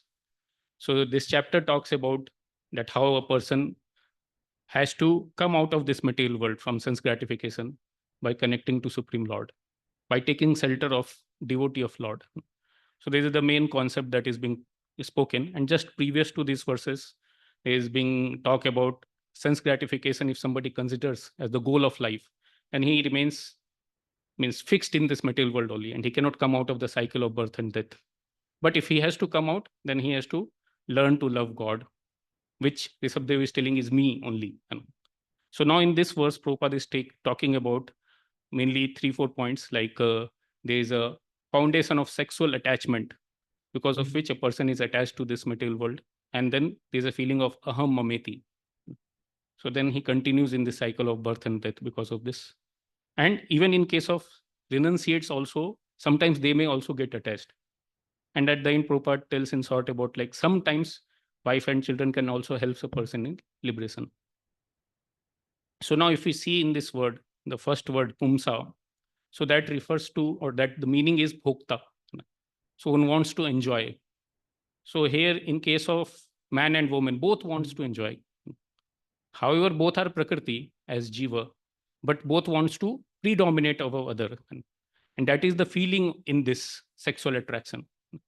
And that's why this goes on, or this is the main thing in this material world. Brahma created this for the purpose of the creation to go on, so that progeny comes and the creation goes on. So he sets a system for this purpose, and he gives some amount of enjoyment in this sexual pleasure. But this is becoming the main basis in this material world. Like if we see also all the varieties, not only human beings, even animals and all are also attracted to opposite sex. Like if we see women wants to decorate very nicely to impress upon men, or they look in different ways for that purpose, or a man wants to make a show of his strength or wealth and all, by having costly items, bike or car or whatever, to impress the opposite sex. So many times people make a show of this.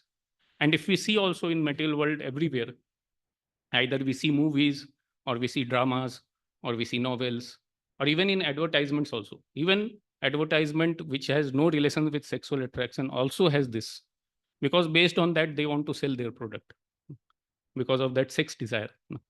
So by promoting sex desire, one wants to sell his product. So that is the basis in this material world, one of the basic foundation, because of which a person becomes bound.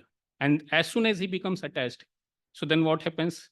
Then he wants a apartment, griha, kshetra, suta, he wants a place, he wants his influence, he wants children, he needs to have some relatives, he has to visit them. So many things happen because of that. And if anyone obstruct that in terms of earning his money or his sense gratification, then he becomes his enemy.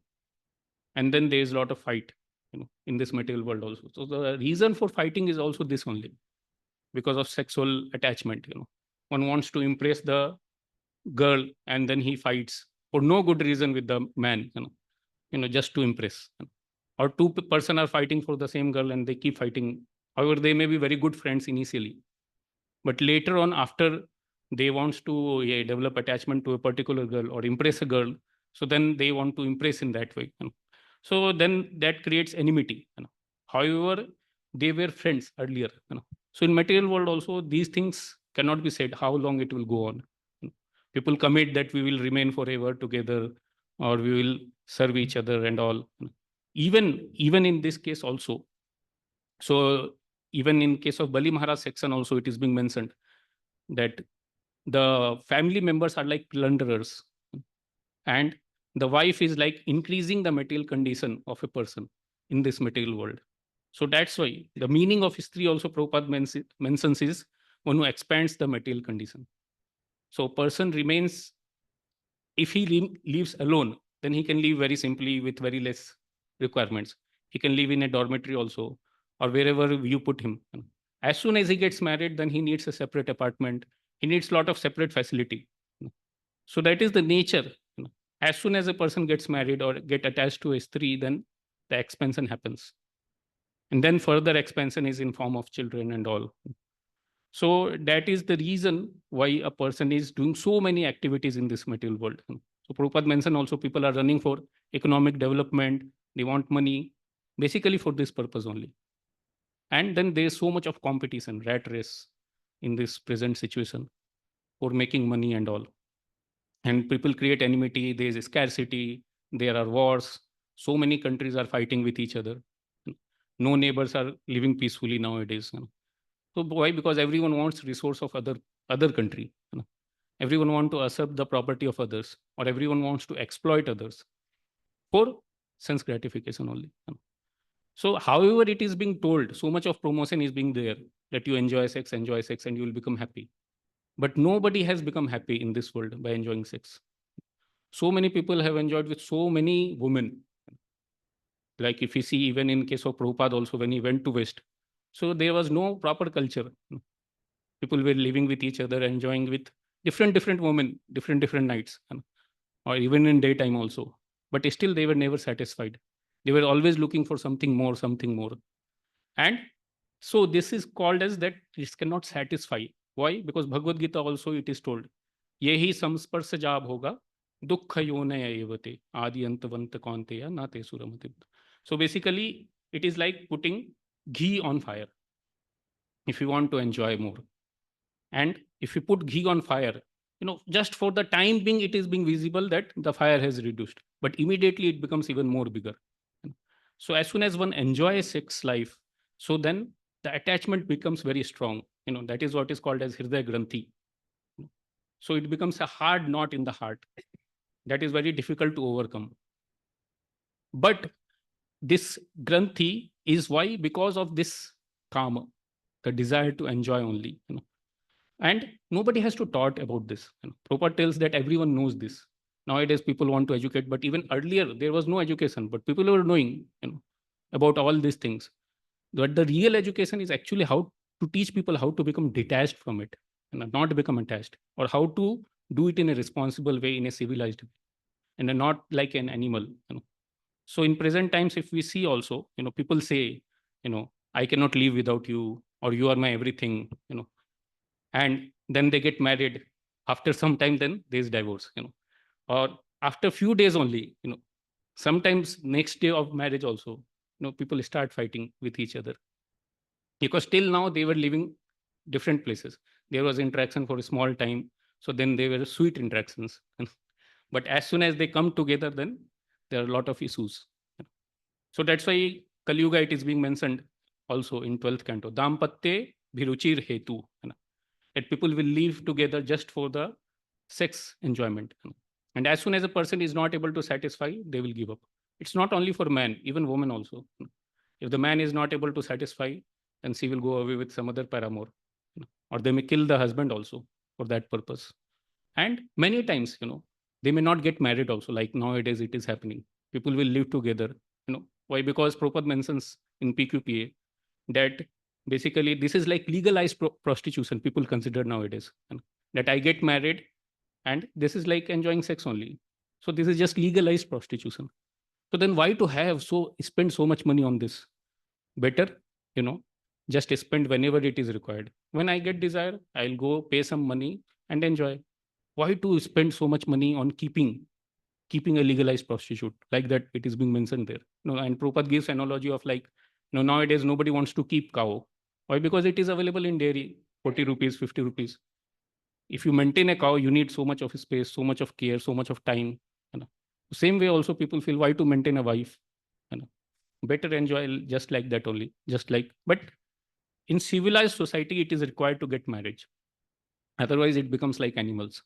That's why it is being trained, or it is being expected as humans that they should get married. So still, at least in India and some countries, this culture is there of getting married. And then as soon as a person is getting married, then he looks for children and so many other things. Like Prabhupada quotes also many times, Putra hinam griham sunyam. If there are no children, then the house is empty only. And for taking or getting children, people are endeavoring so hard. Sometimes people don't get children only. Nowadays, there's so much of technology being developed for this purpose. So much of expenditure happens. People develop so many technologies and pay in lakhs of rupees just to have children. And some people, they are forced to stop getting children. So both sides it is there. So both side it is having problems. If you have too many children, there's problem. If you don't have children, that is also a big problem. So many people go to sadhu, please bless me that I get child. Like Prabhupada mentions also about Bhakti Siddhanta Saraswati Thakur. One big man has come and he told that this is my daughter-in-law. Please bless that she will get some child also. And I will give huge quantity of money if she gets child. So like that, many times such things happen. And when these things happen, then there's a feeling of aham mameti. This is mine, or I want this, I want this. So the people who are connected, the wife, the children, so for them, this feeling is there. They are mine. They are my people. I have to take care of them. And then person works very hard for that. And they want to acquire so many things for this purpose only. Like Prabhupada gives an example of America.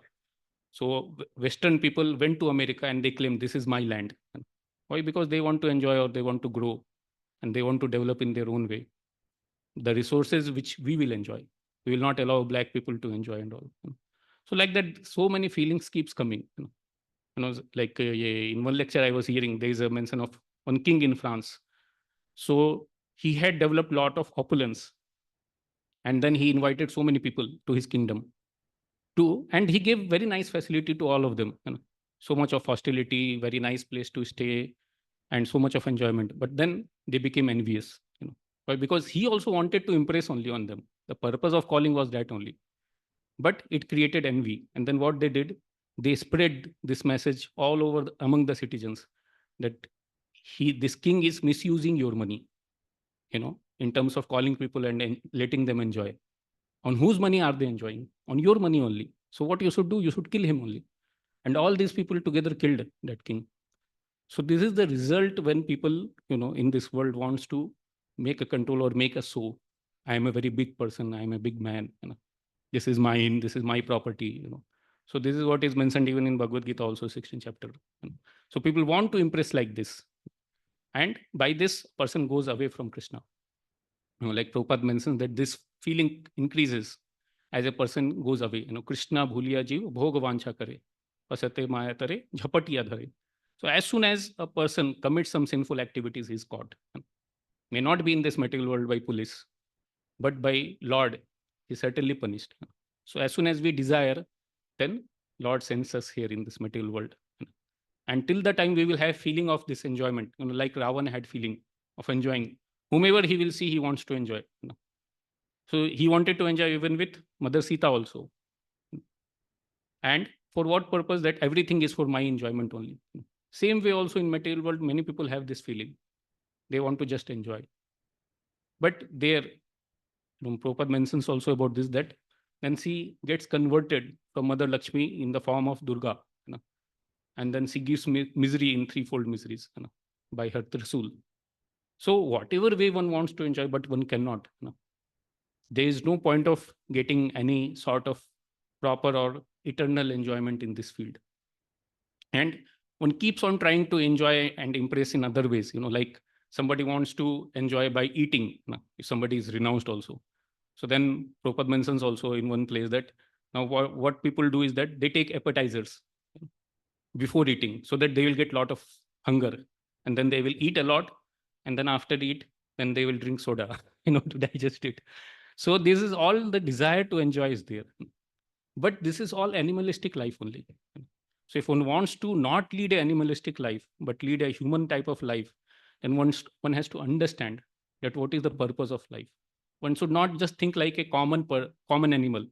Like a common animal, a bear is taken to a slaughterhouse, others will also go behind.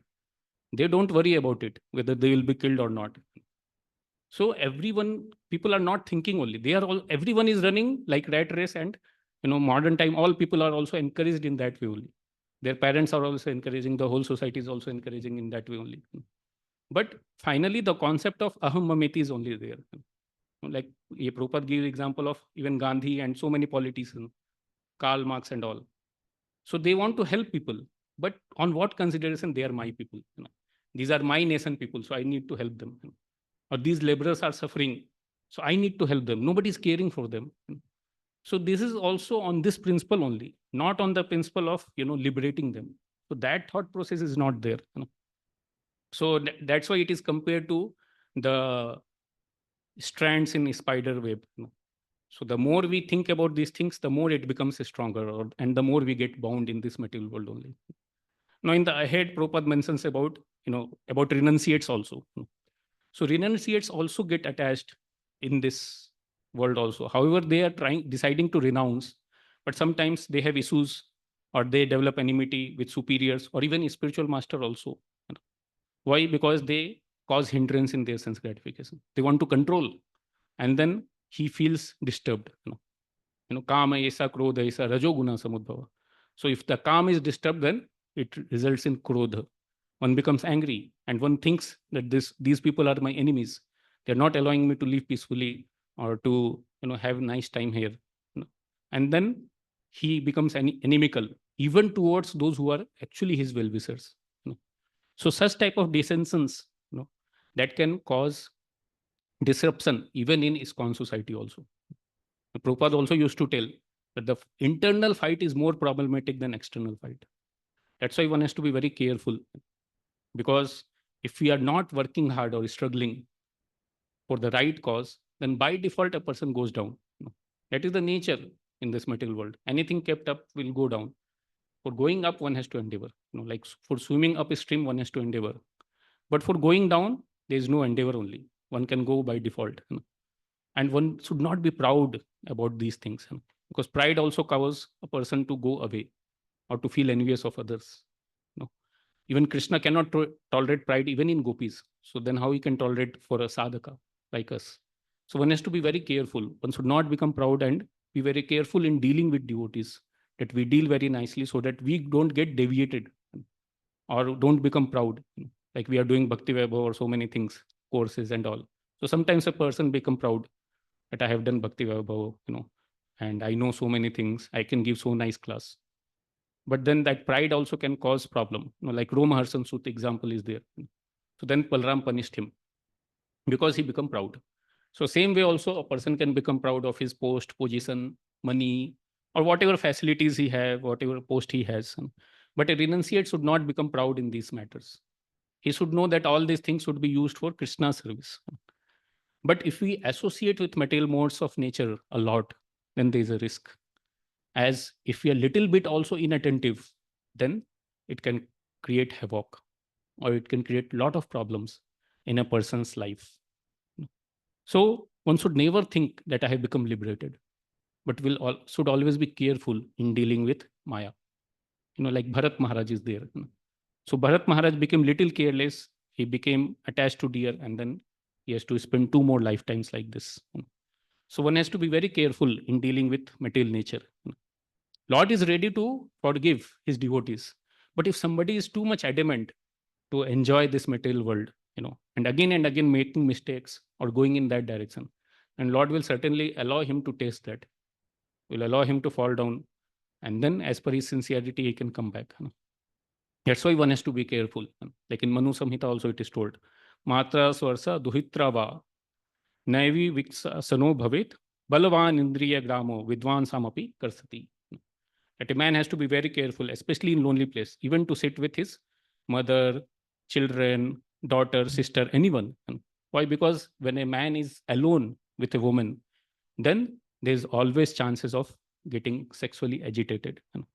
Like there's example of Lord Shiva also getting attracted to Mohini Murti. However, some of his assistants were there still. Or Brahma got attracted to Mother Saraswati also. So these examples are there in Shastras. So this is like butter and fire. Even if you keep butter for hundreds of years in fridge, but as soon as you bring it close to fire, it will melt. So this is very risky. Like Lord Chaitanya Mahaprabhu also banned Chota Haridas for this purpose only, because of such type of desires. So that's why one has to be very careful in dealing with opposite sex and keep distance from these things. Even Kunti Devi prays, even for children also, that I should not have any attachment. Sneha pasam imam chindi, idam pandusu vrishnisu. That I don't want to develop any attachment. And then what one has to do is develop attachment to devotees and chant offenselessly, like Haridas Thakur. So then he could not get bewildered by Maya. So if we also chant offenselessly, then we will also not get bewildered. Otherwise, there is every risk. Like Prabhupada also told once that I'll kick Maya with my boot. But then later on, he was praying very intensely to their lordships. And then when his disciples asked, what you are praying? Then he told that I was praying for mercy of Lord to get protected from Maya.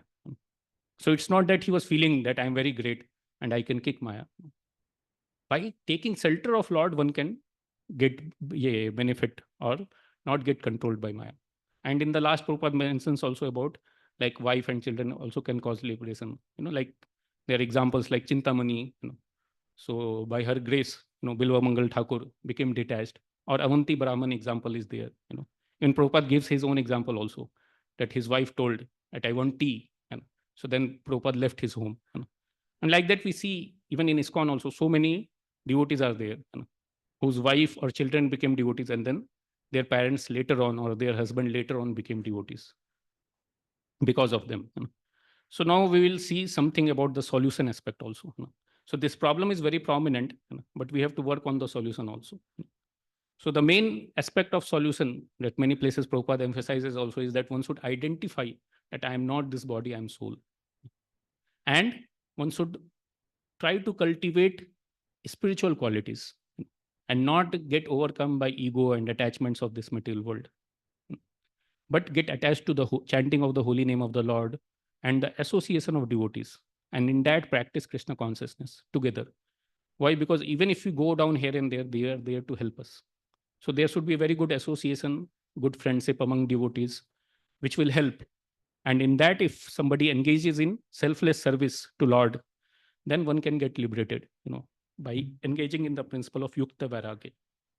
So one should not try to enjoy, but should use everything in Krishna service.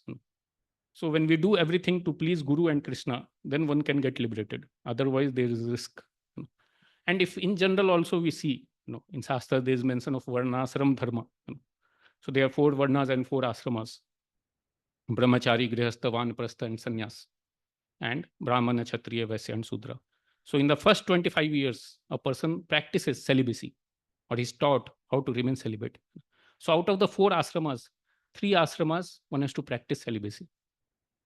In one ashram only it is allowed, grihastha ashram, to enjoy sex. But then after that, then one should become detached and take vanaprastha. And as a person becomes more detached, then he takes sannyas. So Vedic system also slowly elevates a person to go towards back to Godhead, on his path back home, back to Godhead. And that's why in Vedic system, if you see, brahmacharis and sannyasis are given respect. Why? Because they are free from sex desire. So if we see also this attraction, if we see just the body of the opposite sex also, this is all filled of abominable substances like blood, mucus, stool, urine. So many things are there. So are we attracted to these things? We are not attracted to these things.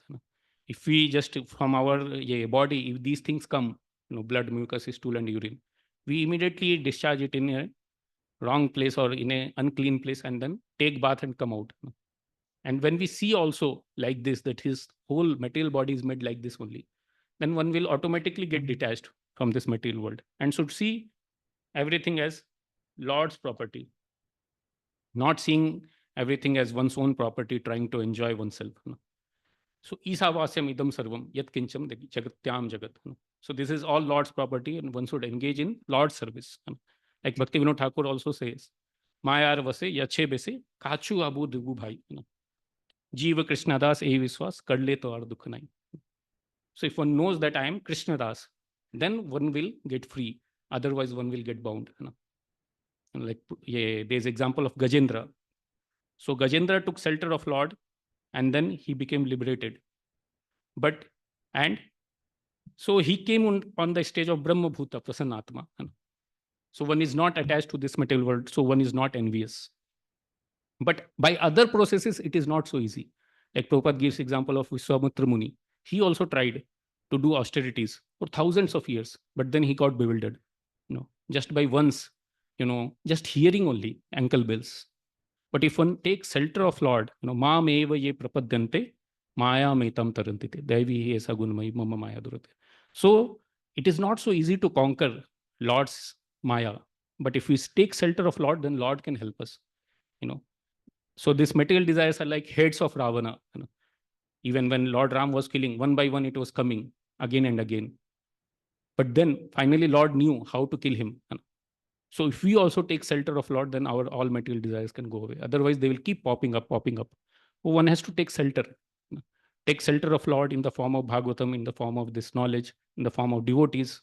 By this, all these things can go away. Like Bhagavatam first canto, second chapter only it is mentioned. Vidyate hridaya granthi, chidyante sarva samsaya, chiyante chasya karmani, this evatmaniswari. When one knows who I am and who the Lord is, then one can follow it. And then one can get detached. Yad anudhyasina yukta, karma granthi nibandhanam, chindanti ko vidastasya, ko no kuryat katharati. So when one hears Lord's glories, then his all desires are cut away. Like Bharat Maharaj was there. He had so much of opulence, but he could give up immediately because of his attraction to Supreme Lord. Yo dustayan chiti sutta swaraj lakshmi. So that sloka also Prabhupada quotes many times. So if one becomes detached from this material world and get attached to Lord, like Bhagavad Gita also it is told, Visya vinivartante niraharasya dehina, rasvarjam rasopyasya param dishtva nivartate. If one gets a higher taste, then lower taste is so easy to give up. Otherwise, one cannot give it up. So it's very difficult. It is even better than mukti also. Like Bhakti Rasamrita Sindhu, it is told, Iha yasya harer dasye, Karmana manasagira nikhilaso api avasthasu jivan mukta se uchyate. So if one is serving Lord, it is better than mukti also. One becomes completely free from it.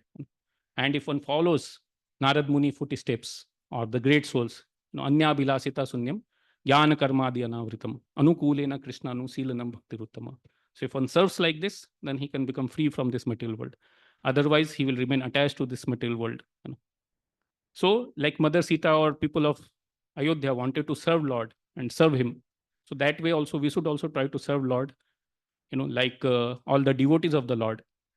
Like Prahlad Maharaj also gave up following his father, or Bali Maharaj gave up following his spiritual master also for pleasing Lord, because they were very clear that this is what Lord wants. So if one serves Lord, then it can happen. Tesam satatra yuktana bhajatam priti purvakam dadami buddhi yokam tam ye namapupyantite. And for that one has to do that one has to take shelter of the holy name of the Lord. Then his heart will get purified. Cheto darpana marjanam bhav maha dava agni nirvapanam. This is what Chaitanya Mahaprabhu has given, that if we take shelter of the holy name of the Lord, then one can get liberated from this material world. And how one should take shelter of Lord? In the association of devotees. So if we take shelter of the association of devotees, then one can overcome Madan. Like Yamunacharya also says, Yad avadhi mama cheta Krishna padar vinde nav navarasa dhamni udyatam tantum asit. So then one feels distaste, even if one gets such a desire. And one should take shelter of Bhagavatottama. So this is mentioned in 11th canto, where if one takes shelter of great devotees of the Lord, then one can get liberated. So that's why Bhakti Siddhanta Saraswati Thakur or Prabhupada also used to say that one should live in association of devotees and should serve Lord. Like Raghunath Das Goswami got association of Haridas Thakur, then he became attached to Chaitanya Mahaprabhu. So a Vaishnava is always helpful. If we take shelter of great Vaishnavas like Bhagavatottama, then we can also get liberated from this material world. We'll also not get affected by these material desires, and we can also easily become liberated. So this is what is essence of this verse. So in conclusion, I like to say that this verse tells about attachment to this material world and how this principle of aham mimeti binds a person. And even in renounced order, one can become attached if he's not very careful. But if he takes shelter of the process of Bhagavatam and the holy name of the Lord in the association of devotees, especially the great souls, then he can become liberated from this material. Hare Krishna. Thank you.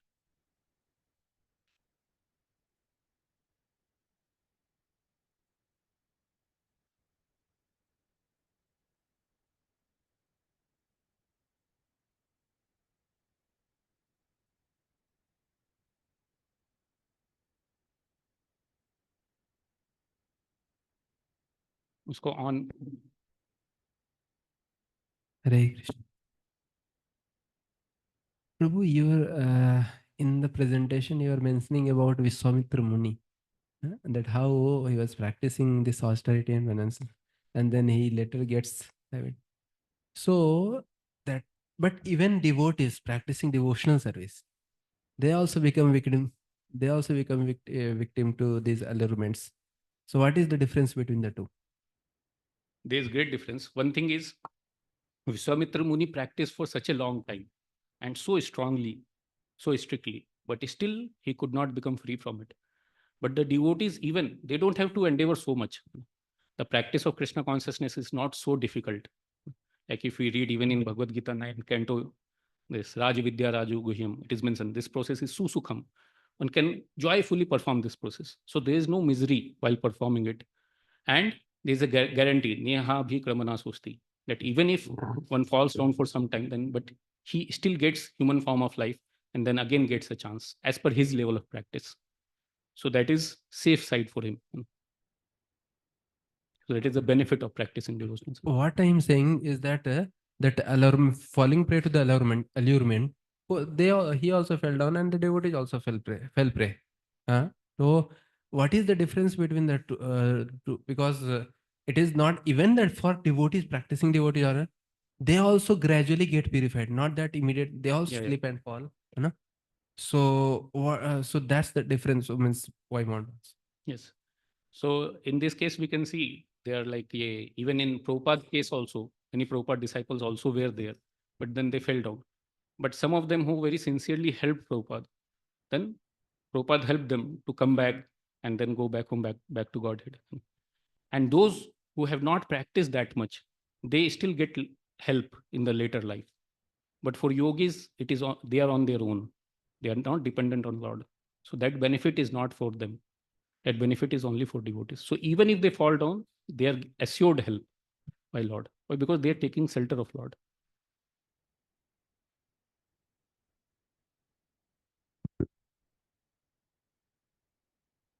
Prabhuji, without means in this conditional state, we cannot practice bhakti without the condition of maituna bhava. So sometimes first category of people, they renounce everything and practice bhakti. In second type, uh, they practice bhakti with maituna bhava, and other persons, uh, they practice maituna bhava for serving the Lord, means getting the children's. So all these three category devotees, they are practicing bhakti. So what will be the destination? Destination will be same. Yeah, destination will be same only. Na? They will all go back to Godhead. Only there may be different amount of time taken for one as per his attachments and as per his attachment to Lord and as per his attachment to The material. duration will be same. Duration may vary. That is obvious because it depends on intensity of practice. Their So like struggles. Dhruv Maharaj practiced for 6 months so intensely. So then he became liberated even quite quickly. Even at the end, when he went to Badrikashram, it is told very quickly means Vaikuntha Viman came. However, other sages were practicing. For them, it didn't came. Because Dhruv Maharaj has practiced so intensely earlier. So somebody who has practiced, even if he has entered in Grihastha life later on, but if he has practiced very intensely, he will get benefit for sure. There's no loss in bhakti, whatever one has done. Among three, which one is best one? First one is best, obviously. Prabhupada told so many. Without it, if you can do, that is best. Even in Varnashram Dharma also it is told, if one can remain, and there is no need to enter in Grihasthasram.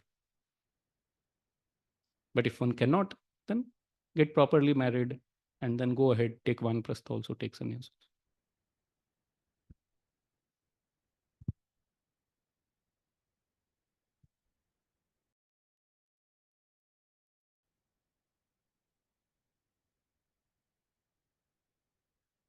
Why Maithan Bhav is so strong in material world? This is the basic principle on which this material world is being created.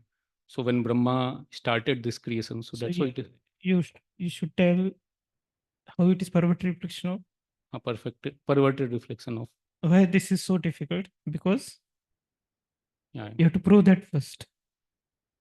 Why Maithan Bhav is so amazing that people are struggling hard to come out of it, because in pure form and it is love for Krishna. love for Krishna. So that's why we are struggling with it. So ashram is external thing, the internal matter. Hmm. If Krishna tells also Gita, Mithyachari Suchate or other things. So if somebody is intense in whichever ashram he is, then he can get quickly benefited. So external are there to helpful, but internal also person has to work upon. So I answered that question nicely. So we thank you for this wonderful presentation. Topic was quite I know, for a renowned order person to speak on this such a topic with day-to-day worldly things. Really, it's a tough thing, but you have done very well to get smoothly and establish the points and helped us to get rid of this Metan Bhava. Thank you. Hare Krishna. His Grace Mitra Krishna Prabhu ki jai.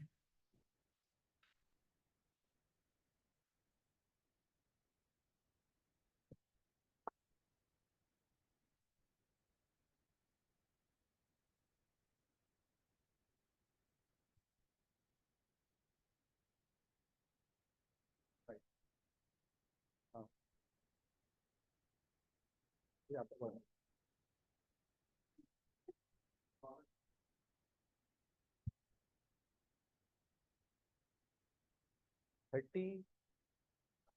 minutes. Yeah. Huh? Perfect. After perfect. नहीं आया था कल आया था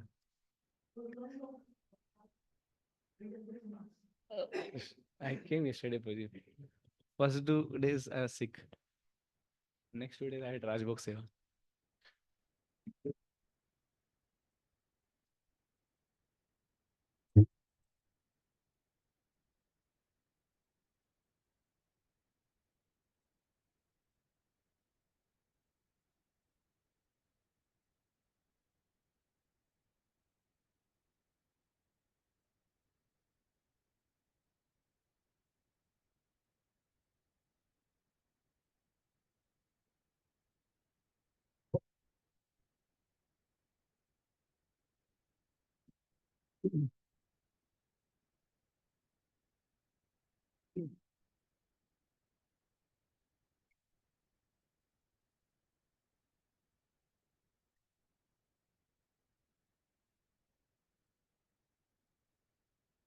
मम ज्ञानतिमिन्दस्य ज्ञानाञ्जनशलाकया चक्षुरुन्मिलितं येन तस्मै श्रीगुरुवे नमः नमां विष्णुपदाय कृष्णप्रेष्ठाय भूतले श्रीमते भक्तिवेदान्त स्वामिनिति नाम्ने नमस्ते सारस्वती देवे गौरवाणी प्रचारिणे निर्विशेषशून्यवादी पाश्चात्यदेशतारिणे जय श्री कृष्ण चैतन्य प्रभु नित्यानंद श्री अद्वैत गदाधर शिवासादि गौर भक्तवृंद हरे कृष्ण कृष्ण कृष्ण हरे हरे हरे राम राम राम हरे हरे ऑफ कर सकते हैं Hare Krishna. So, we are reading from Srimad Bhagavatam, Canto 4, Chapter 30, entitled The Activities of Prachetas, verse number 35. Yatredhyante katha mishtas trishnaya prashamo yataha nirvairam yatra bhuteshu nodvegye yatra kashana. Translation and purport by His Divine Grace A.C. Bhaktivedanta Swami Srila Prabhupada. Srila Prabhupada ki jai. Translation. Whenever pure topics of transcendental world are discussed, the members of the audience forget all kinds of material hankerings, at least for the time being. Not only that, but they are no longer envious of one another, nor do they suffer from anxiety or fear. Purport. Vaikuntha means without anxiety, and the material world means full of anxiety. As stated by Prahlad Maharaj, Sada Samudvigna Dhyam Asad Grahat. The living entities who have accepted this material world as a residence are full of anxiety. A place immediately becomes Vaikuntha whenever the holy topics of personality of Godhead are discussed by pure devotees. This is the process of Shavanam Kirtanam Vishnu. Chanting and hearing about Supreme Lord Vishnu, as the Supreme Lord himself confirms. Naham tisthami vaikunthe yoginam hrideshu va tatra tisthami narada yatra gayanti madbhaktaha. My dear Narada, actually I do not reside in my abode, Vaikuntha, nor do I reside within the hearts of the yogis, but I reside in that place where my pure devotees chant my holy name and discuss my form, pastimes, and qualities. Because of the presence of the Lord in the form of transcendental vibration, the Vaikuntha atmosphere is evoked. This atmosphere is without fear and anxiety. One living entity does not fear another. By hearing the holy names and glories of the Lord, a person executes pious activities. Shavanam Shanvatam Swakatha Krishna Punya Shavana Kirtana Bhagavatam 1-17. Thus his material hankerings immediately stop. This Sankirtan movement, started by the Society of Krishna Consciousness, is meant for creating Vaikuntha, the transcendental world that is without anxiety even in this material world. The method is the propagation of Shavanam Kirtanam process throughout the world. In the material world, everyone is envious of his fellow man. Animalistic envy exists in human society as long as there is no performance of Sankirtan Yajna, the chanting of the holy names, Hare Krishna, Krishna Krishna, Hare Hare, Hare Rama, Rama Rama, Hare Hare. The Prachetas therefore decided to remain always in the society of devotees, and they considered that to be the highest benediction possible in human life. Srila Prabhupada ki jai. So, 1:7, right? Hare Krishna. So, this is a beautiful section, very beautiful verse where Prabhupada is glorifying about. In essence, we can see that the purpose of ISKCON is been encapsulated in this verse. Okay, we'll discuss that. So, what is the background? We see this chapter, 30th chapter, the activities of Prachetas. The Prachetas, they went for doing austerities on the order of their father, and then on the way they got to meet Vaishnavanam Yatha Shambhu, the Mahajana, Lord Shiva. And Lord Shiva gave them Rudra Gita. And by the chanting of the Rudra Gita, together in the company of devotees, all the Prachetas together, they got darshan of Lord Vishnu. And when they got darshan of Lord Vishnu blessed them with some benedictions, what to do further, those things he told. And then the Prachetas offer some prayers. Prachetas offer some prayers to the Lord. First, they glorify the Lord. And now here in this section, which is verse number 33 to 46. So this is the flow of the chapter. In this section, they are offering prayers to the Lord. And in the prayers, what is the benediction they are asking for? This is a very beautiful thing to see and learn and apply in our own life, right? What is the highest benediction they are asking for? So from 33rd verse onwards, this is 35th verse, the 33rd verse, they are praying. They are praying here. Yavate maya sprishta brahmana iha karma bhi tavat bhagvat prasanganam sangasano bhave bhave. So they are telling, dear Lord, as long as we are remaining in this material world, let us be in the association of devotees, life after life, so that we can hear from them your katha, your pastimes. So so they are asking for association of devotees who are discussing Krishna katha. That is 33rd verse. And in the next verse, one may ask why you are asking association, like Lord in front of them, still they are asking association of devotees, right? So, and in the next verse they are telling about this. Tulyam lavinapi na swargam na punarbhavam bhagvat sangi sangasya martyanam kimuta shishaha. So in this verse, previous to this today's verse, they're telling even a moment's association with a pure devotee can't be compared to being transferred to heavenly planets or merging into Brahman effulgence in complete liberation. For living entities who are destined to give up the body and die, association with pure devotee is the highest benedictions. So they are telling what is the highest benediction? Association with devotees. And this does not compare with even going to Swarga or getting liberation. So Lord could have asked, Vishwanath Chakravarti Thakur writes in there, like Lord could have asked, you want liberation, ask from me. But they're telling, no, the highest benediction is association of your devotees, where your katha can be discussed. And then we come to today's verse, right, where they're talking. So that this verse specifically, so what you do in the association of devotees is Krishna katha. So what happens by hearing Krishna katha? So the 4 effects of Krishna katha are being told in next 2 verses. In this verse, 3 effects, and the next verse after this, the 4th effect is told. So 3 words which are there in the shloka are Trishnaya Prashamo, relief from material hankerings. So when associates with devotees and hears Krishna katha, the Krishna katha leads to 3 things. Trishnaya Prashamo, that is relief from material hankerings. That's first thing. Second thing is Nirvairam, free from envy. Third is Nodvega. One is not having any fear. So these are 3 things. And in the next verse, they say Yatra Narayana Sakshat, which Prabhupada will cover in the purport also this point. So there are 4 effects of hearing Krishna katha, which is the topic of this verse.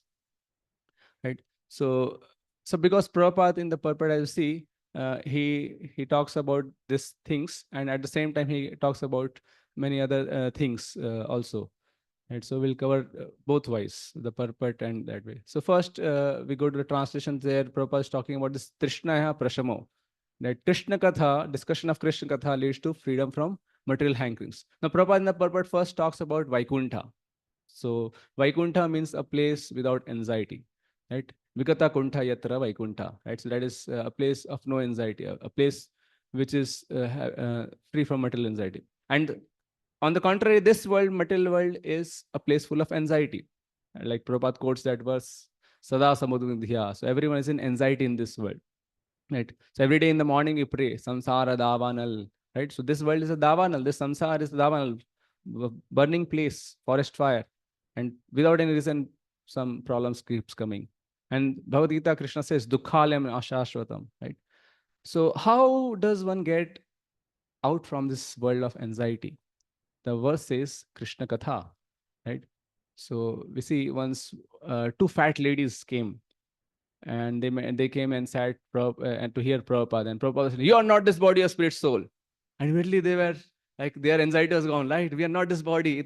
So for so many days we were thinking we are these fat bodies, but now we understand. Oh, so immediately their mental anxiety was gone, relieved. You're not this body, that fat body, right, ladies, right?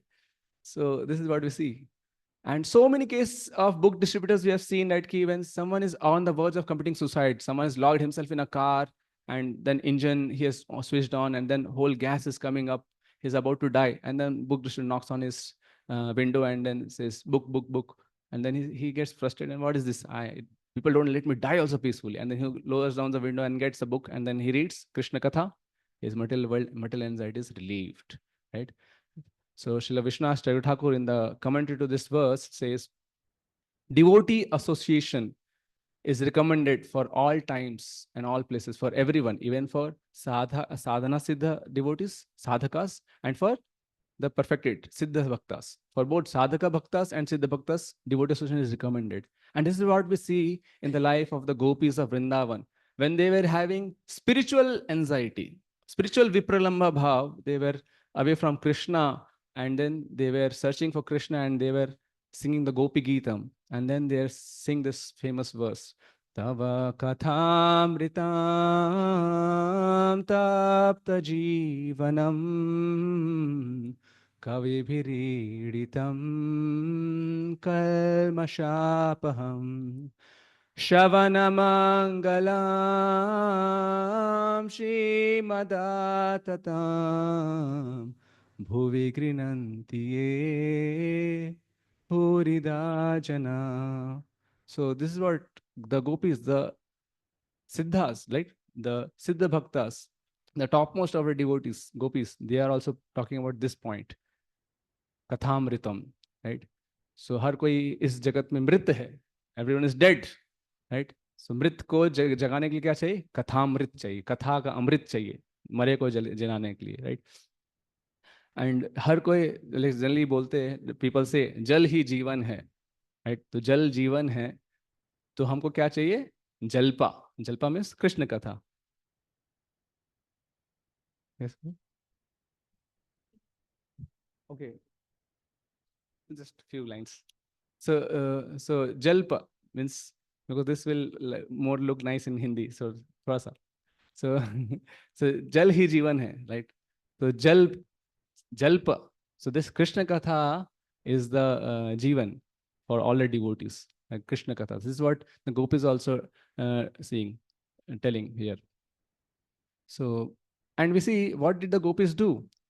They were discussing Krishna Katha, and then they were pacifying each other. Their spiritual hankerings, their spiritual distress was also getting pacified because of Krishna Katha. As Vishnath Thakur says that this verse is applicable for pure devotees also. For Krishna Katha is recommended in the association. So they were in the association, they were enacting the pastimes of Krishna. This is another level ahead. They were speaking Krishna Katha, they were enacting Krishna Katha, and they were doing all the things. So we can see the drama. So that drama also helps us. Like Prabhupada would also emphasize on paintings. These paintings are windows to spiritual world, and Prabhupada would encourage drama and movies. So this is also one way to broadcast Krishna Katha. Right. So this one side point. So we see even Krishna Katha is an association of devotees is required even the Siddha stage. Right. When they are in separation. Obviously, there's not material, that's spiritual vipralamba, but still this is required there also. So association is always recommended, and Krishna Katha is the only medicine there, right? Kathamritam. And many examples we see in Srimad Bhagavatam where this association of devotees and Krishna Katha, how by hearing Krishna Katha, one is relieved from its one's material anxiety. So Vidura was kicked out from palace of Hastinapur by Duryodhana. So what did he do? He went to he got association of Maitreya Muni, had Krishna Katha, all his material anchorings were pacified. Right? So if you see example of Parishit Maharaj, Bhagavatam, the whole scenario of the setting, the scene of Bhagavatam is how Parishit Maharaj was cursed to die in 7 days. But then what did he do? Krishna Katha. So in the association of devotees. So he did Krishna Katha. Sita Mata, she was in Lanka, she was in distress. What was her solace? When Hanuman did Ram Katha. So again, Katha, then she got pacified that time, right? And then we see Krishna Sudama, they met together after a long time. What did they discuss? Basically Krishna Katha in Gurukul days, what they were doing. And then Sudama's distress was also pacified, meeting Krishna and doing, right? So one example we see, like a real life example we have seen, once one person, again little Hindi because usi mein samajh mein aayega. Right? So, and little, it is film song, but quoted by Radha Gopinath Prabhu also. Can I quote? No, okay. So, okay, you'll understand what is that song. So then one person, he heard, he was very distressed in life, and then he heard a song, right? Ki there is a world exists where there is no asu, there is no gum, only pyar hi pyar hai wahan par, like something like that, some song which I can't quote here, right? So then he was surprised by hearing, is there a world like this, where there's a place like this where there is no gum, only love, right? So then he found out the author, kisne lyrics likha, right? So he went to that person who wrote this song and he asked him, where is this place which you have described in the song? So then he said, nothing, this place does not exist, go back. But he was still having that faith. No, this must exist somewhere. So one day he came to Radha Gopinath temple and he was sitting in the Bhagavatam class, Brahma Samhita, right? So where Brahma Samhita was chanted, and then it was Katha, Ganam, Natyam, right? Ishvara, Paramasha, all this. So description of the spiritual world is also mentioned, that he heard that. And then he heard from the speaker of the class, there is a world beyond this, right? So then he was pacified. So this Krishna Katha relieved his misery. Right? This is a practical example we'll see. Now we go to the purport. Now Prabhupada talks about the next thing in the purport. He talks about, right, first it describes Vaikuntha and material world difference. So how to create, how does a place become Vaikuntha? So how does a place become Vaikuntha? Prabhupada writes in the purport, as soon as this discussion of Krishna Katha, the process of Shravanam Kirtan is going on. Shravanam Kirtan of Vishnu, Prabhupada quotes that shloka of Prahlad Maharaj. So Navida Bhakti is happening there. So then Lord is present there. And he quotes this verse from Padma Puran. Naham tishtami vaikunthe yoginam hide shubha yatar gayanti mad bhakta tatar tishtami narada. So Krishna is telling here clearly, I don't reside in Vaikuntha. I don't reside in the heart of the yogis, but I reside in a place where my pure devotees are discussing Krishna Katha. So this is a place becomes Vaikuntha where there's Krishna Katha going on. Right. So one nice thing which can learn from here is, spiritual world or Vaikuntha is not some geographical place, a place up high there only. It's obviously there, but at the same time, Vaikuntha, I was hearing from a lecture of Radhanath Maharaj, so he was telling, Vaikuntha is a state of consciousness. It's a place, right? So there's a place of consciousness, and as mentioned in the shloka, where there's Vaikuntha activities are going on, where Krishna Katha is going on, glorification of Krishna is going on, and more will come up in the purport. What are the characteristics of Vaikuntha? Prabhupada will describe further. So this is what, so Vaikuntha is not something up high there. It's available right here, right now, here, if we are doing Krishna Katha in the association of devotees, right? So we see that from the life of Chaitanya Mahaprabhu. He would see a forest, he will remember Vrindavan. He will see a river, a sea, he will remember Yamuna. Right? So this is what, Sthavar Jangam na dekhi tara murti, sarvata hoy nije ishtadeva spurti. So this is what is a devotee, right? Always, same thing Krishna says in Bhagavad Gita, Yoma pashyati sarvatra. So always seeing Krishna everywhere. So Krishna consciousness, to be always conscious of Krishna, always seeing the connection of Krishna. Right? And Lord Chaitanya would say, Moraman Vrindavan. So his mind was like that, right? And Prabhupada, in one of lectures and which is written in his book, Quest for Enlightenment, there he says, creating Vaikuntha. So there Prabhupada quotes Bhaktivinoda Thakur, and Bhaktivinoda Thakur also says, Yar ye dina grihe bhajana dekhi griheta goloka bhaya. So even if someone can be a householder, but in the house, in a grihastha life, if Krishna is the center, Krishna Kirtan, Krishna Katha, Krishna Puja is going on, then that place is not of this material. That house has become a temple, a Vaikuntha. So that is what he's telling. This is what he says. And then Prabhupada says further in that lecture, Andantar Paramanu Chayantarastham. Just like Krishna is spread everywhere, he has entered into every universe, he has entered into every atom, everywhere he is present.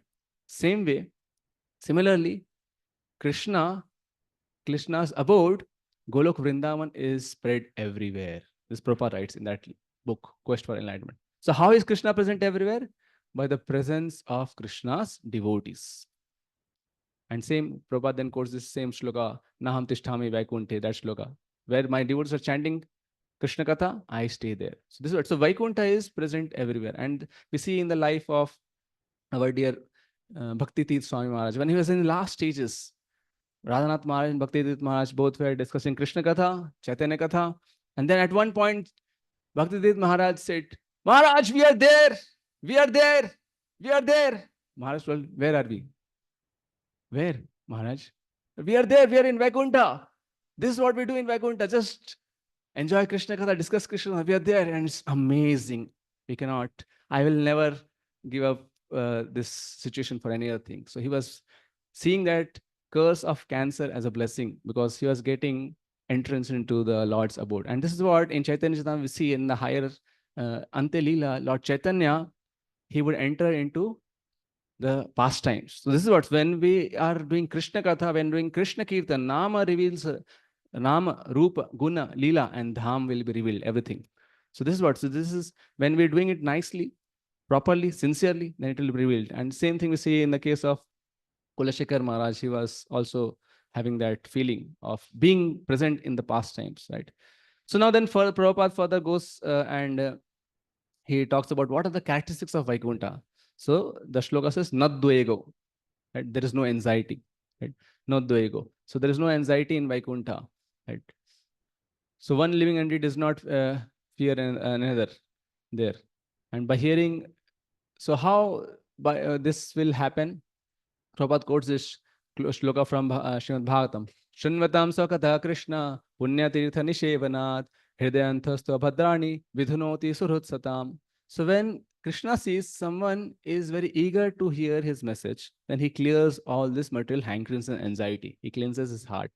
Right? So whenever there is offenseless hearing, glorification of Lord going on, Prabhupada writes in that purport of this verse, wherever there is offenseless hearing, glorification of the Lord going on, then Krishna takes charge and he does the Chetodarpanamarjam, right? The Swachh Hriday Abhiyan, right? People are after us cleaning the country, and then Krishna cleans the heart, right?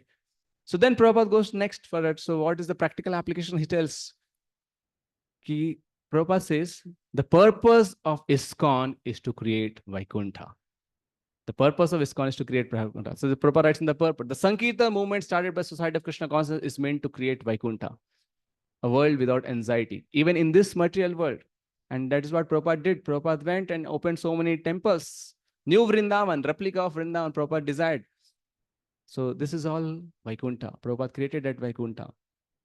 So Prabhupada talks about the purpose of ISKCON is to create Vaikuntha. And then Prabhupada goes further and he writes, how will we create Vaikuntha? So how to create Vaikuntha? So there are two things which Prabhupada writes. One thing Prabhupada writes in the translations, the hearers of Krishna Katha don't envy one another. This is in the translation, right? And in the purport, Prabhupada writes here, the method of creating Vaikuntha is propagation of Shravanam Kirtanam.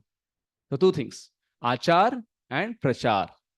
So one is through preaching, we create Vaikuntha, and through Achar. Now we'll focus first on preaching aspect, right? So Prabhupada says how to create Vaikuntha, how will ISKCON create Vaikuntha? Through Achar and Prachar. So Prachar, that is why we have this book distribution, right? Prabhupada said books are the basis. We have this Bhadra Marathon coming up, right? So Bhagavatam distribution, we need to do Prachar, book distribution, and then Prachar of what? Holy name. There is Harinam Sankirtan. In Rath Yatra, I would really Harinam Sankirtan, or whenever possible. And then there is Krishna Katha. Nityam Bhagavat Seva, daily Krishna Katha is going on, right? In the temples, what does go on? So Krishna Katha, Krishna Kirtan, Krishna Prasad Vitaran, and Krishna Siksha, to the books, to the classes going on. So this is what we create Vaikuntha through Prachar, preaching. And Bhaktivinoda Thakur would also say, there are three essential principles of Vaishnavas: Namaruchi, Jivadaya, and Vaishnavasya. So Jivadaya comes, again, Prachar comes there. Bhakti Siddhanta Thakur will also say, Pran Achayar se hetu Prachar. Right? So this is preaching is the essence, Prabhupada would say. So books are the basis, preaching is the essence. Prachar hi sare, Prabhupada would say. And if you see all the 7 purposes of ISKCON, which Prabhupada has written down, the 7 purposes, it is all based on to preach. Preach the books, create temples for preaching purpose, right?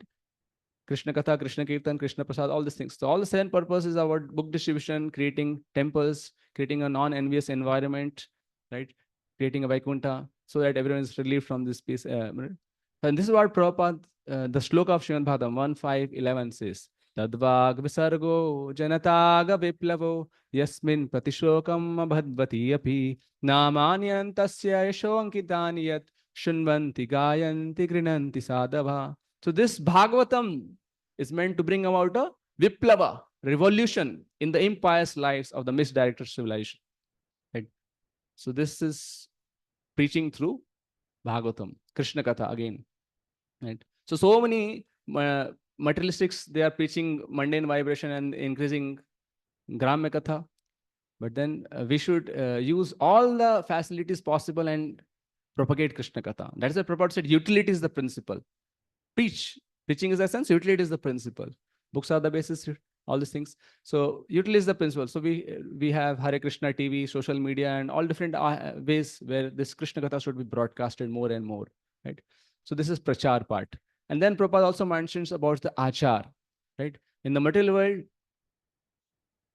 so in the translation Prabhupada talks about envy. There is no envy. So material world is a place of envy, because we came in this world, Ichha Dvesh Samuthena Dvandvamena Bharata. So because of Dvesha, because of envy, come to this world. And we still have that envy, then we have envy in Vaikuntha, no vacancy, envy. Right? So Prabhupada writes in the purport about this acharan that animalistic envy exists in human society as long as there is no performance of Sankirtan Yajna of chanting the Hare Krishna Mahamantra. So this Prabhupada writes in the purport. Right? So when we chant this Krishna mantra, we get cleansed of this envy. Cheto Darpana Marjanam happens. Right? So Prabhupada would say, when we clap our hands in the kirtan, all the birds of envy sitting on our shoulders would fly off. So this is how our acharan can be purified. When you can be removed of this envy by following this process of kirtanam. And we see that. Where is the example in Srimad Bhagavatam? After hearing Krishna Katha, people are no longer envious of one another. So we see the setting of Srimad Bhagavatam. 7 days Katha was going on. There were so many munis. Munde, like everyone has different opinions. But then they were ready to hear one opinion. No questions. Only question asked was by Parishit Maharaj, as we see. Right? So they were all in rapt attention, hearing. So they had different opinions. That's why Shukdev Goswami would speak to clarify certain things. He would not speak higher topics because he knew that people were not so qualified. But still they heard Krishna Katha. They were different munis. They were in rapt attention. In Srimad Bhagavatam, again, we see there is an example of Diti. She was envious of Indra, but because she did devotional service, she got purified of that envy. So this Krishna Katha frees one from envy.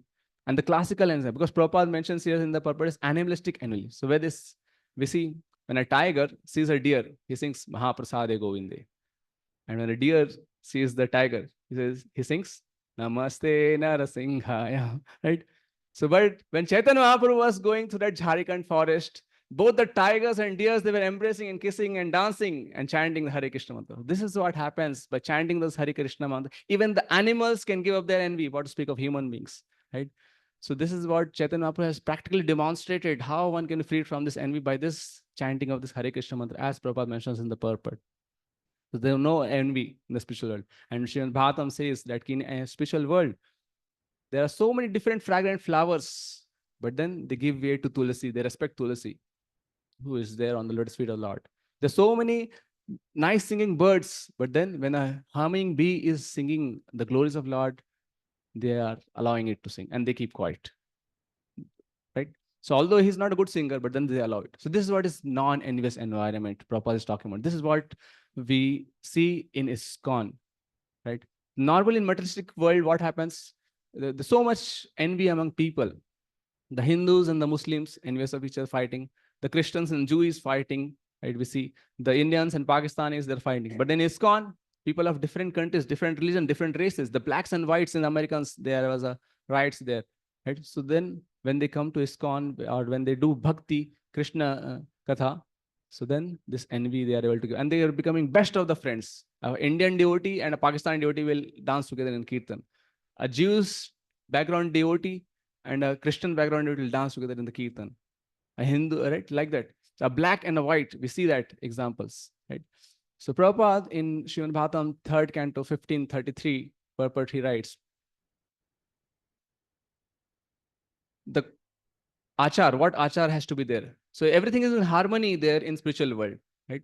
So there he writes, if the same principle of the spiritual world is observed here, wholly or partially, then this world is also Vaikuntha. So it is with any society, such an international study of Krishna consciousness. If the members of ISKCON putting faith in Krishna as the center, put Krishna in the center, and live in harmony according to the order and principles of Bhagavad Gita, then they are living in Vaikuntha, not in the spiritual world. So how to create Vaikuntha? By putting Krishna in the center, by following the teachings of Krishna as mentioned in Bhagavad Gita. So putting Krishna in the center means samsiddhir haritoshnam. Everything is in harmony because everything is for the pleasure of Krishna. Krishna is in the centers, right? So that is how we can give up envy. Putting Krishna in the center. So why does, when Bhakti Thakur, when two devotees would be having not good relations, conflicts with each other, so he would call both of them, come and glorify each other.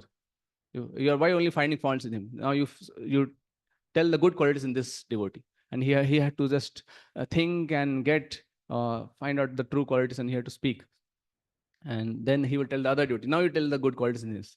Right? So one thing we learn from here is, so when we are not able to see good in others, so how to overcome this? So antidote of envy is appreciation.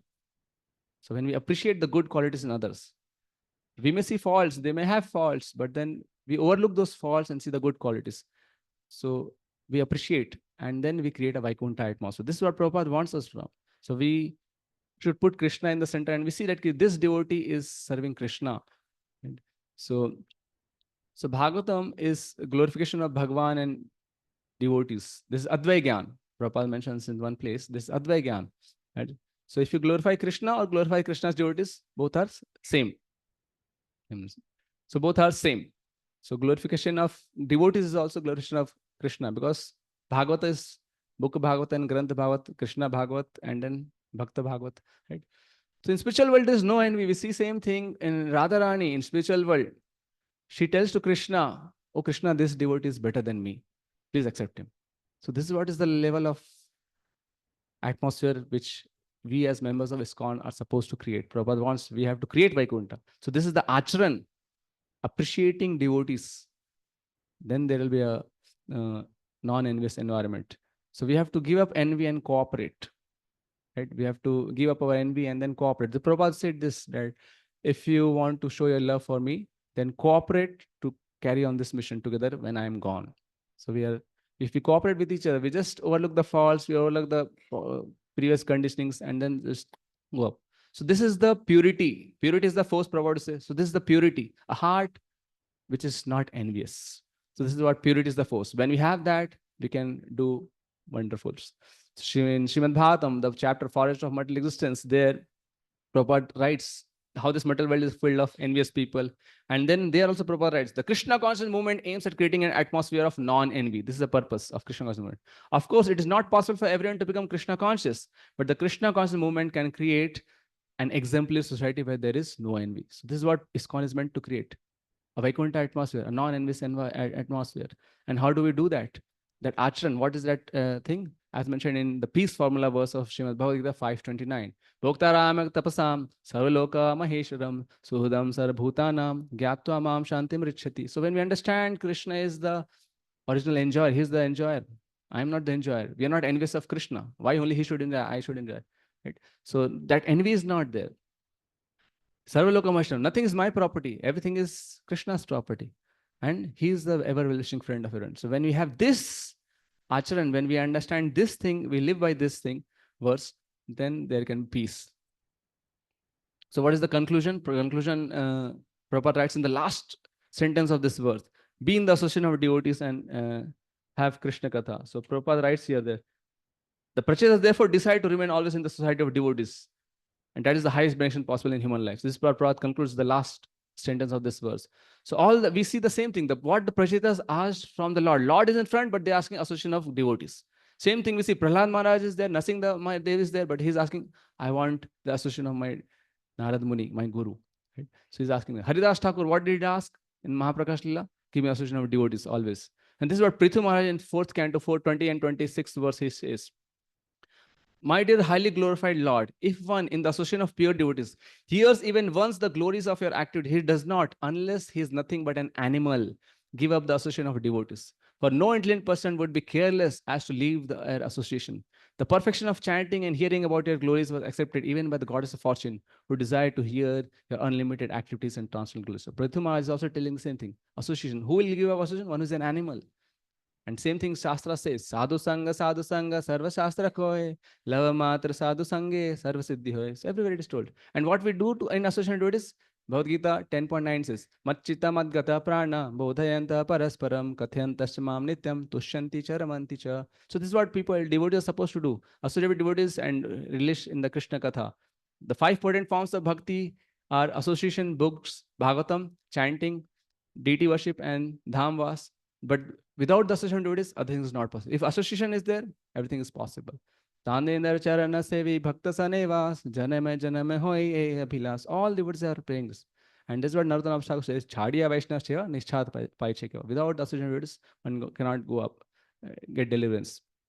So Prabhupada says, never leave ISKCON, be in the association of devotees. One who is insane will only think he can practice without the association of devotees. And Prabhupada, in 11th canto, again, it is the shloka comes. Parasparanu kathanam pavanam bhagavad yashaha mitho ratir mithas tushtit nivritin mitha atmanaha. So one should always learn how to associate with devotees of the Lord by gathering with them to chant the glories of the Lord. This process is most purifying. A devotee thus develops loving friendship. They feel mutual happiness and satisfaction. And by thus encouraging one another, they are able to give up material sense gratification, which is the cause of all suffering.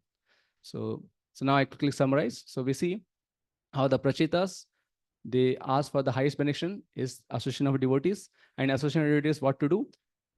Do Krishna Katha. What happens with that Krishna Katha? 4 effects we discussed. No dvaiga. There is no material hankering. No fear. Right? There is no fear. And then there is no envy. And then Narayana is Sakshat present there. There are 4 effects of Krishna Katha. And then Prabhupada in the purpose talks about creating Vaikuntha. Wherever Krishna's Katha is there, Vaikuntha is there. And what it means to be Vaikuntha, there is no enviousness. Right? So the purpose of ISKCON is to create Vaikuntha. And how we can do it? By Prachar and Achar. Hare Krishna. Thank you very much. Srila Prabhupada ki jai.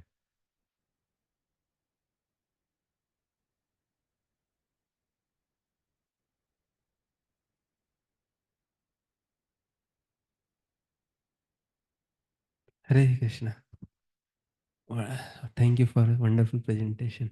Prabhu, you are mentioning that Srila Prabhupada wanted to make this Vaikuntha. He created Vaikuntha. So we are as we hear Krishna Katha, one of the effects is that we become free from the envy. So we hear Krishna Katha and we have been hearing from many years, but one devotee yesterday, but the envy is still there is so much envy among when we are interacting with the devotees and so how do we understand it, or what are the steps how we can actually rectify from the situation, how to understand this? Yeah. So because we're not applying the process properly, that means. So what should we do in order to how we can hear Krishna Katha? What are the ways we can improve that? Yeah. So Shushrushra Dhanasya Vasudev Katharuchi Syan Mahatsya Punyatirtha Nishevanat. So that we have to develop the eagerness to hear Krishna Katha. How it happens? By serving a great Mahat. Jahar nikate gele papa dure jai. So when we associate with great devotees, all our faults will go away. We have to also give up envy, as Lord Chaitanya told to Amogha. Amogha, why you are keeping this envy in your heart? Remove this. So we have to do our endeavor. At the same time, we have to go to the physician, the great devotees, And we have to go to the book Bhagavat and the person Bhagavat, as Prabhupada writes in that translation. The both this Nashta Parayasho Bhadreshu Nityam Bhagavasya Bhakti Toshlai Bhakti Bhakti Nashtiki. So there are two Bhagavats, book Bhagavat and person Bhagavat. So we have to associate both. Nityam Bhagavasya when do, then this Nashta Parayasho Bhadreshu. All the Bhadra. And the greatest of Bhadra is envy, will go away. So Prabhupada there writes, one has to do it sincerely. One has to be very honest. Offenselessly one has to. Eto Bahu Janam Yadi Kare Shravana Kirtan Tabu Tanaya Krishna Pade Prema. Right? So why, even if you do many, many years of Krishna Katha, Shravana Kirtan, still the effect will not be seen. If you are not doing it nicely. If you are doing offenses, then it will not happen. So we have to do it in a very pure way, with a desire, with that eagerness, with that lolium, then it will happen.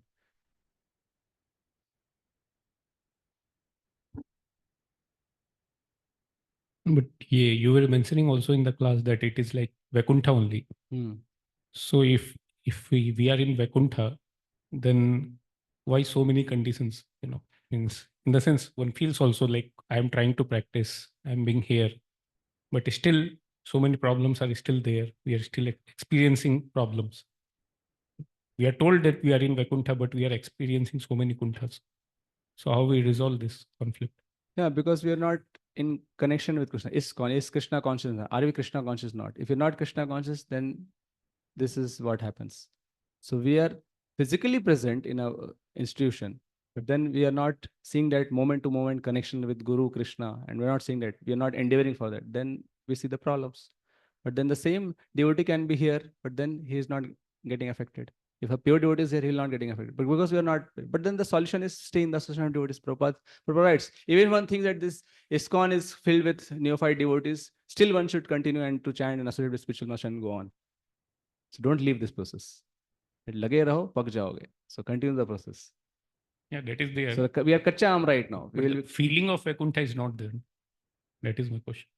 If we are in Vaikuntha, then that some feeling should be there that yes, we should be able to experience it to some Vaikuntha, extent. what happens? Katha, Gana, Natyam. So every day we are having Mangal Arati. Why that feeling is not there? So we are not seeing in that way. That means every day we are singing, every day we are taking darshan of the Lord, every day serving the Lord, we are chanting the names of God. This is what happens. Na? Glorification is happening. Nityam Bhagavat Seva is happening.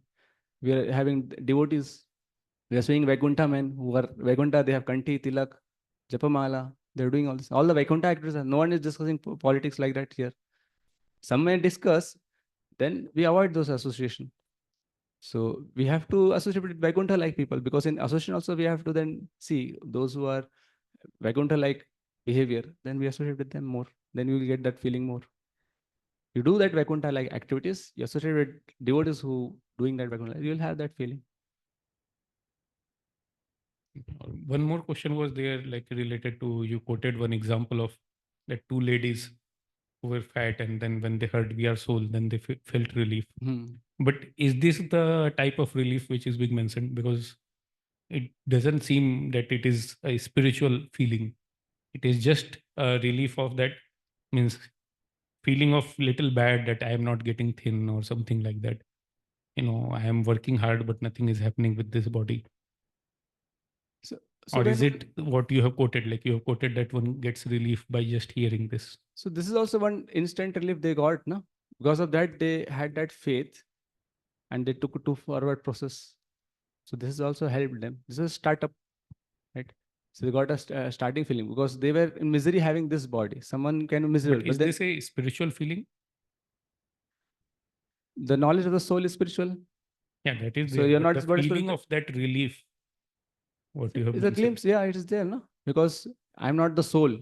So and you are having that understanding, that just knowledge you got, theoretical knowledge they got, and that because of that they felt, no? What feeling they got, they only know. We can't comment on that. But then this was thing they got, no? Relief. They felt happy after this knowledge. And they were hearing from Prabhupada directly, and they were hearing Krishna Katha in the form of Krishna Sandesh, that we are not this body, we are soul.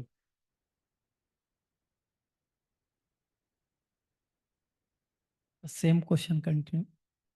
So your class is so nice, and your this slokas and presentation is so nice. You convince this material world is also means material world means devotees association also same Vaikunta is there. But in the Vaikunta, there is no Janma Martu Jarayadi. We have so many disease, birth, old age. So how can we judge the same Vaikunta is here?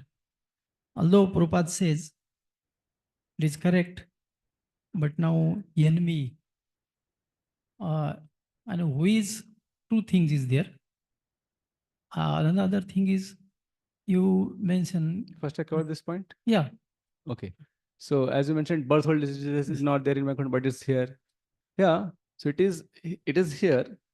But then a devotee who's having Vaikuntha consciousness will not get affected by that. He'll not be affected by that.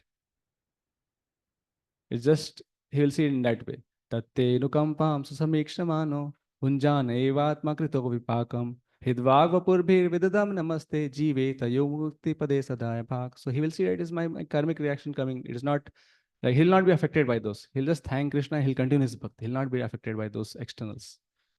That is what a devotee's consciousness, that is what we are supposed to come to. So these things will come, even if Prabhupada also had some health issues, health problems, and he told, don't think it will not happen to you. So he told that.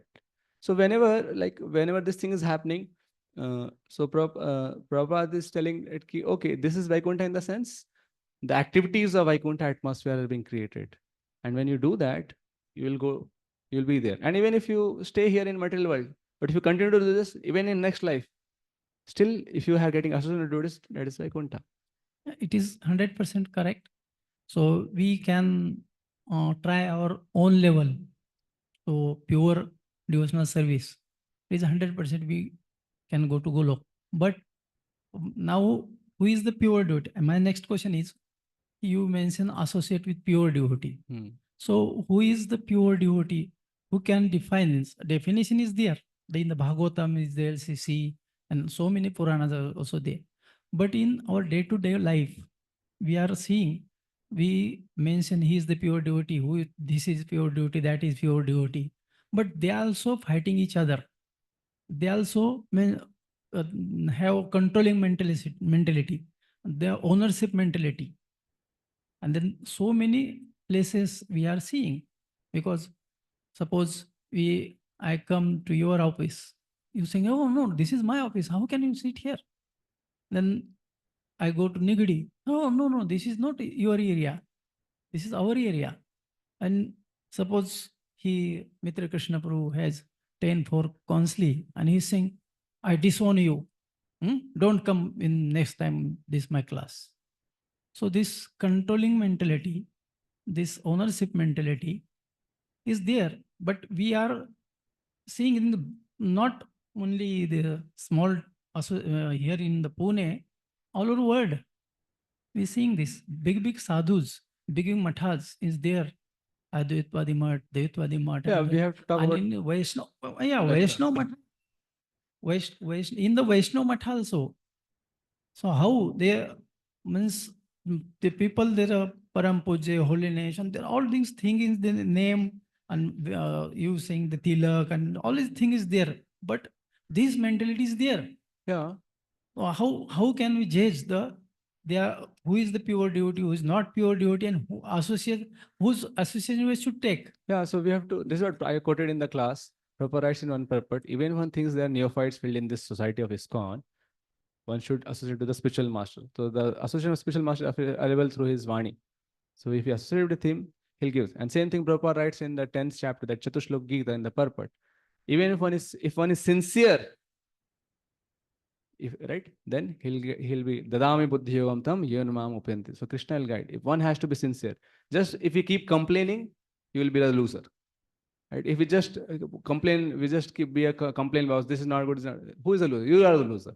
No. This is not complaining. Whatever we are that is complaining means, yeah. So just if one is fault finding, this is what is. No, this is not fault finding. What here? The stool is there. What we say? Oh, this is rose. Nice, so nice. We should say this is stool. How can we glorify them? Pure devotee So- can see that also as No, glorification. He can. no, pure devotee. So that is what is the problem. This is The this, problem that, is this I am asking, who is the pure devotee? How can we judge? One time he is this Mitra Krishna Guru is saying, I'm saying he's pure devotee. Don't, and he goes to talk. please don't quote names. Just tell. No, no, no, he is my friend. So Okay, means he should when not it's- feel hurt. No, but another third not there. He's here. That's why. So how can he judge like this? Means we suppose pure devotee. I mentioned he's my friend. Can and you he's tell in pure. brief one sentence? You put your question. The question is that how can we judge who is the pure devotee and pure devotee? We seeing this thing is there. So how to understand who's a pure devotee? This is what you are asking. Yes, yes. Okay, simple. So from Shastra, the qualities of pure devotees are given. Shastra is mentioned is there. It means so you practical see- day to life. In our So- practical life. So even if they may not be pure devotees, what is the definition of pure devotee? One who is pure devotee, completely clear. That's one thing. But one definition of pure devotee is one who is on the path of pure devotional service. He is also considered pure devotees. Jैसे कि I gave the example of kacha aam and paka aam, right? So both are mango. One is raw and another is ripe. But because they are connected to the process, they will become ripe. So you associate with devotees. Whatever association devotees are available with good, those who are not having envious mentality or they're not having this kind of things. As in, everyone is having. There are some devotees who are not having these qualities of controllership, proprietor mentality. So you associate with them. So many devotees is there. Yeah. So many devotees. So pure devotee. I don't saying the pure devotee is not there, but in our practical life, how can we associate devotee? How can we judge the means in the current scenario? Pure devotee is there. In What is your question? Your question is not my clear. question is the who is practically Pull on the identify. Shastra, from Shastra and No, who the is the Shastra pure, is and who is following the process. Who is following the process now?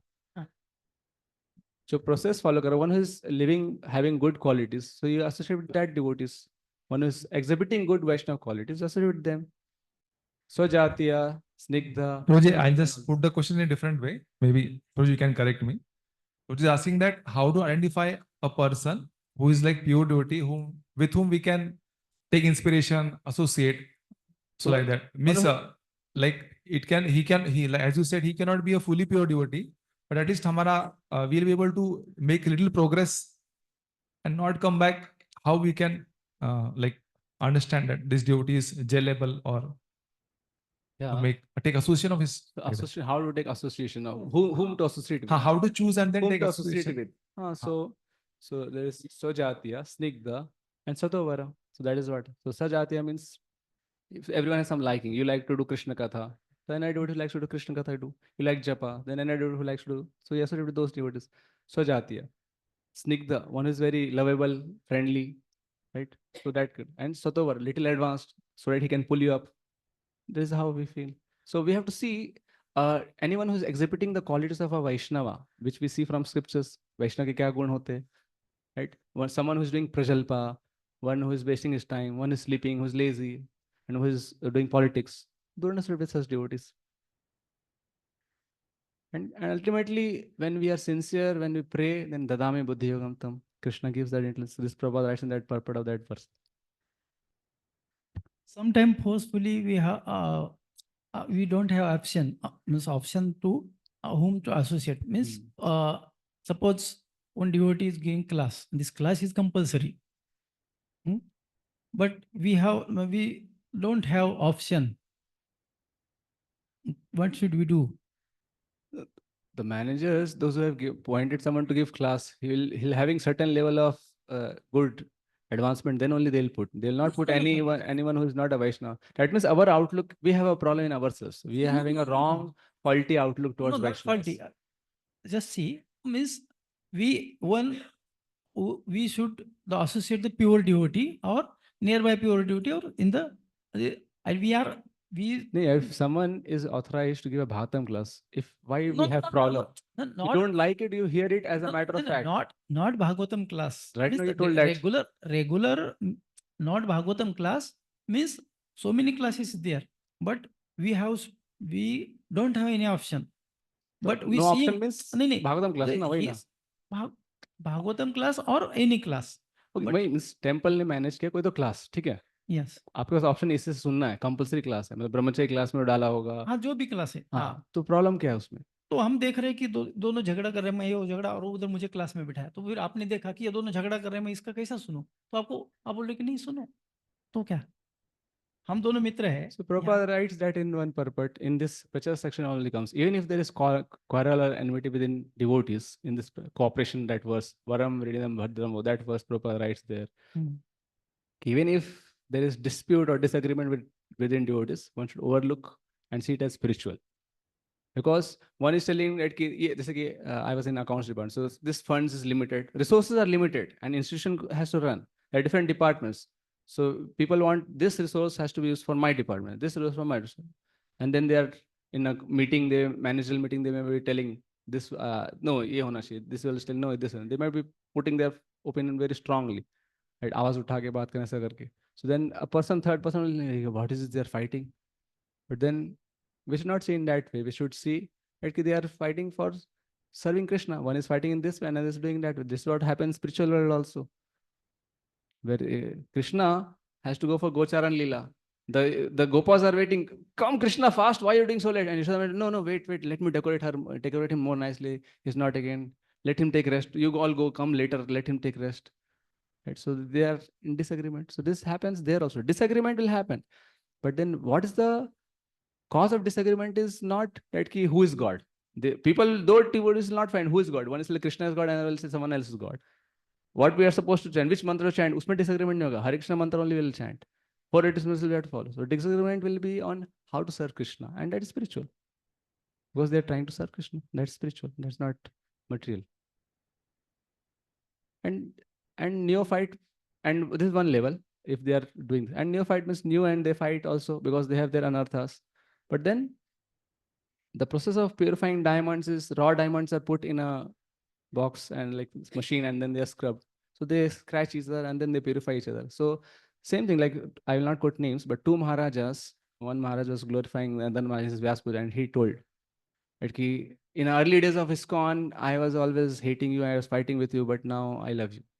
So it happens over a period of time. So now they are gurus and Maharajas not. So earlier they were like this. They accepted that we are fighting our funds or resources and other things. Right? I was not, but then when you are in the process, you'll get purified. Same thing I quoted in the example of Bhagavatam, Diti and Indra. Diti was having that envy towards a devotee. Both are devotees. Right? But then the process purifies the persons. Even if it is there, stick to this process. Lage raho, pak jaoge. Yes, process is correct. Yeah, so the process we have to keep medicine. The disease will go away. Disease will go away. It will not happen overnight. To a degree, we take it sincerely and follow the principles. It will happen one day. Thank you. Hare Krishna.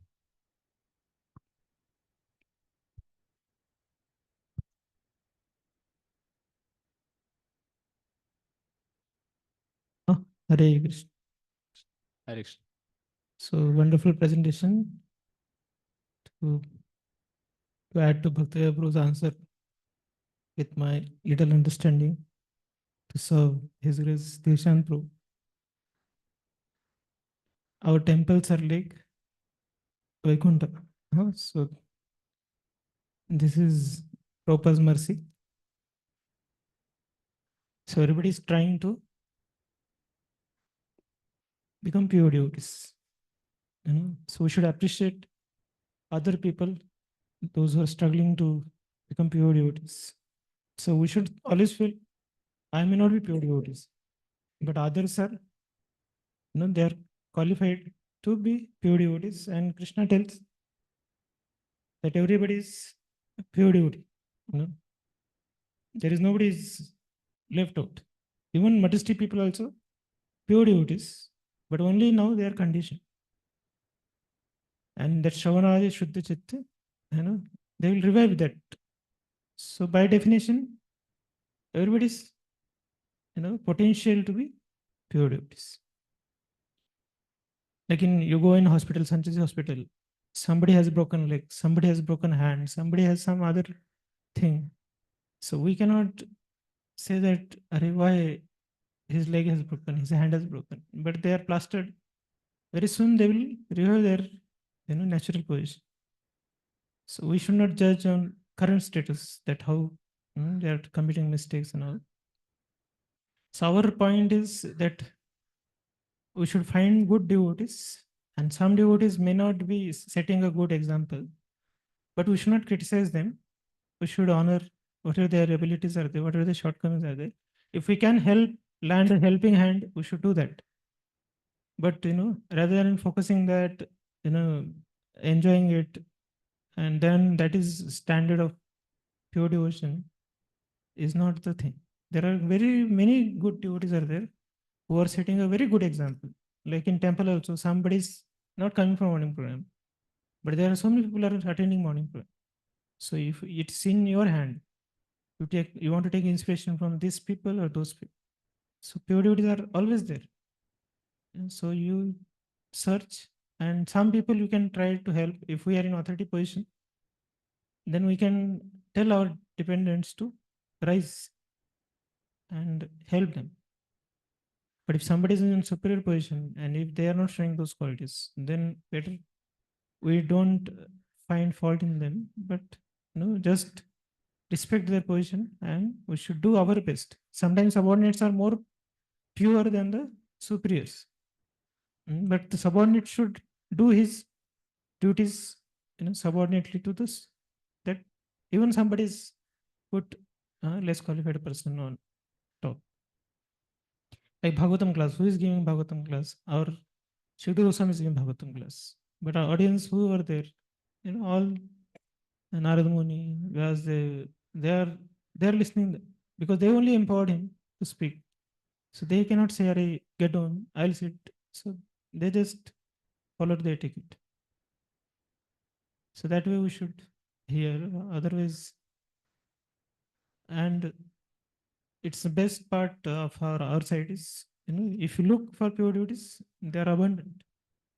Like Avadut Brahman took instructions from even prostitute.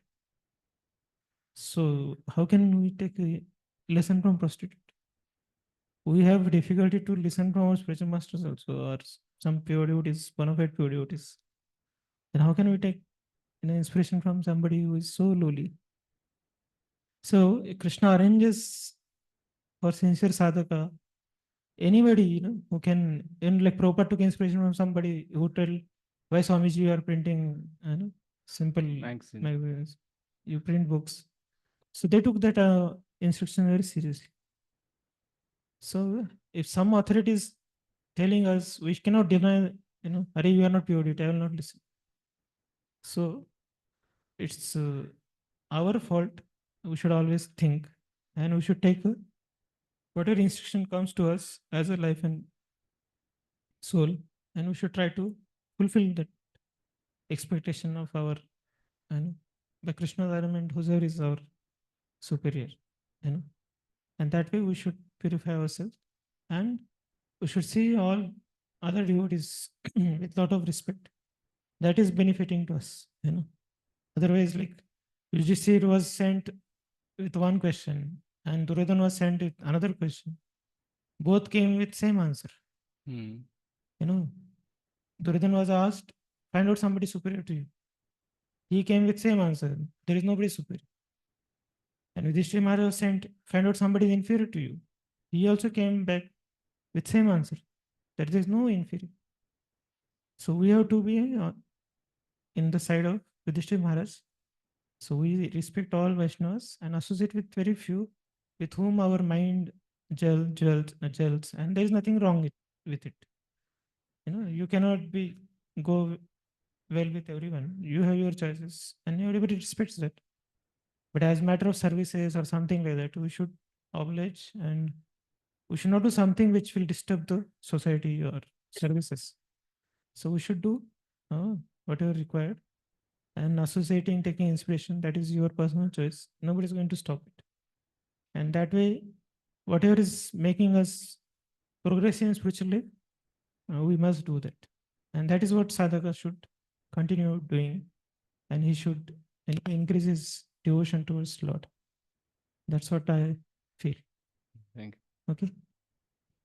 So thank you, Bhakti Guru, for speaking on such a vital topic of Krishna consciousness. So you have done well. Hare Krishna. Srila Prabhupada ki jai. Anybody wants to comment back for his presentation?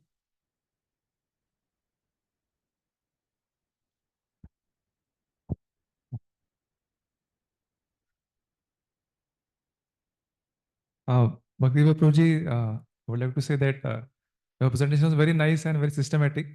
And what thing I liked most was that Prabhuji was quoting verses for every point which you were saying. And I also see personally Prabhuji also always tries to hear Guru Maharaj and does very nice sadhana. And he sincerely tries to give Krishna consciousness to the youth also. And Prabhuji not only hears, but he also has the conviction, a pure conviction of the pure principles, which I liked so much. So Prabhuji is inspiration of me. So thank you, Prabhuji. Harish. Thank you for your kind words. Please pray that I'll also get such conviction. Harish. Pray for me. Hare Krishna. Thank you. Ancha kalpash vas dosh.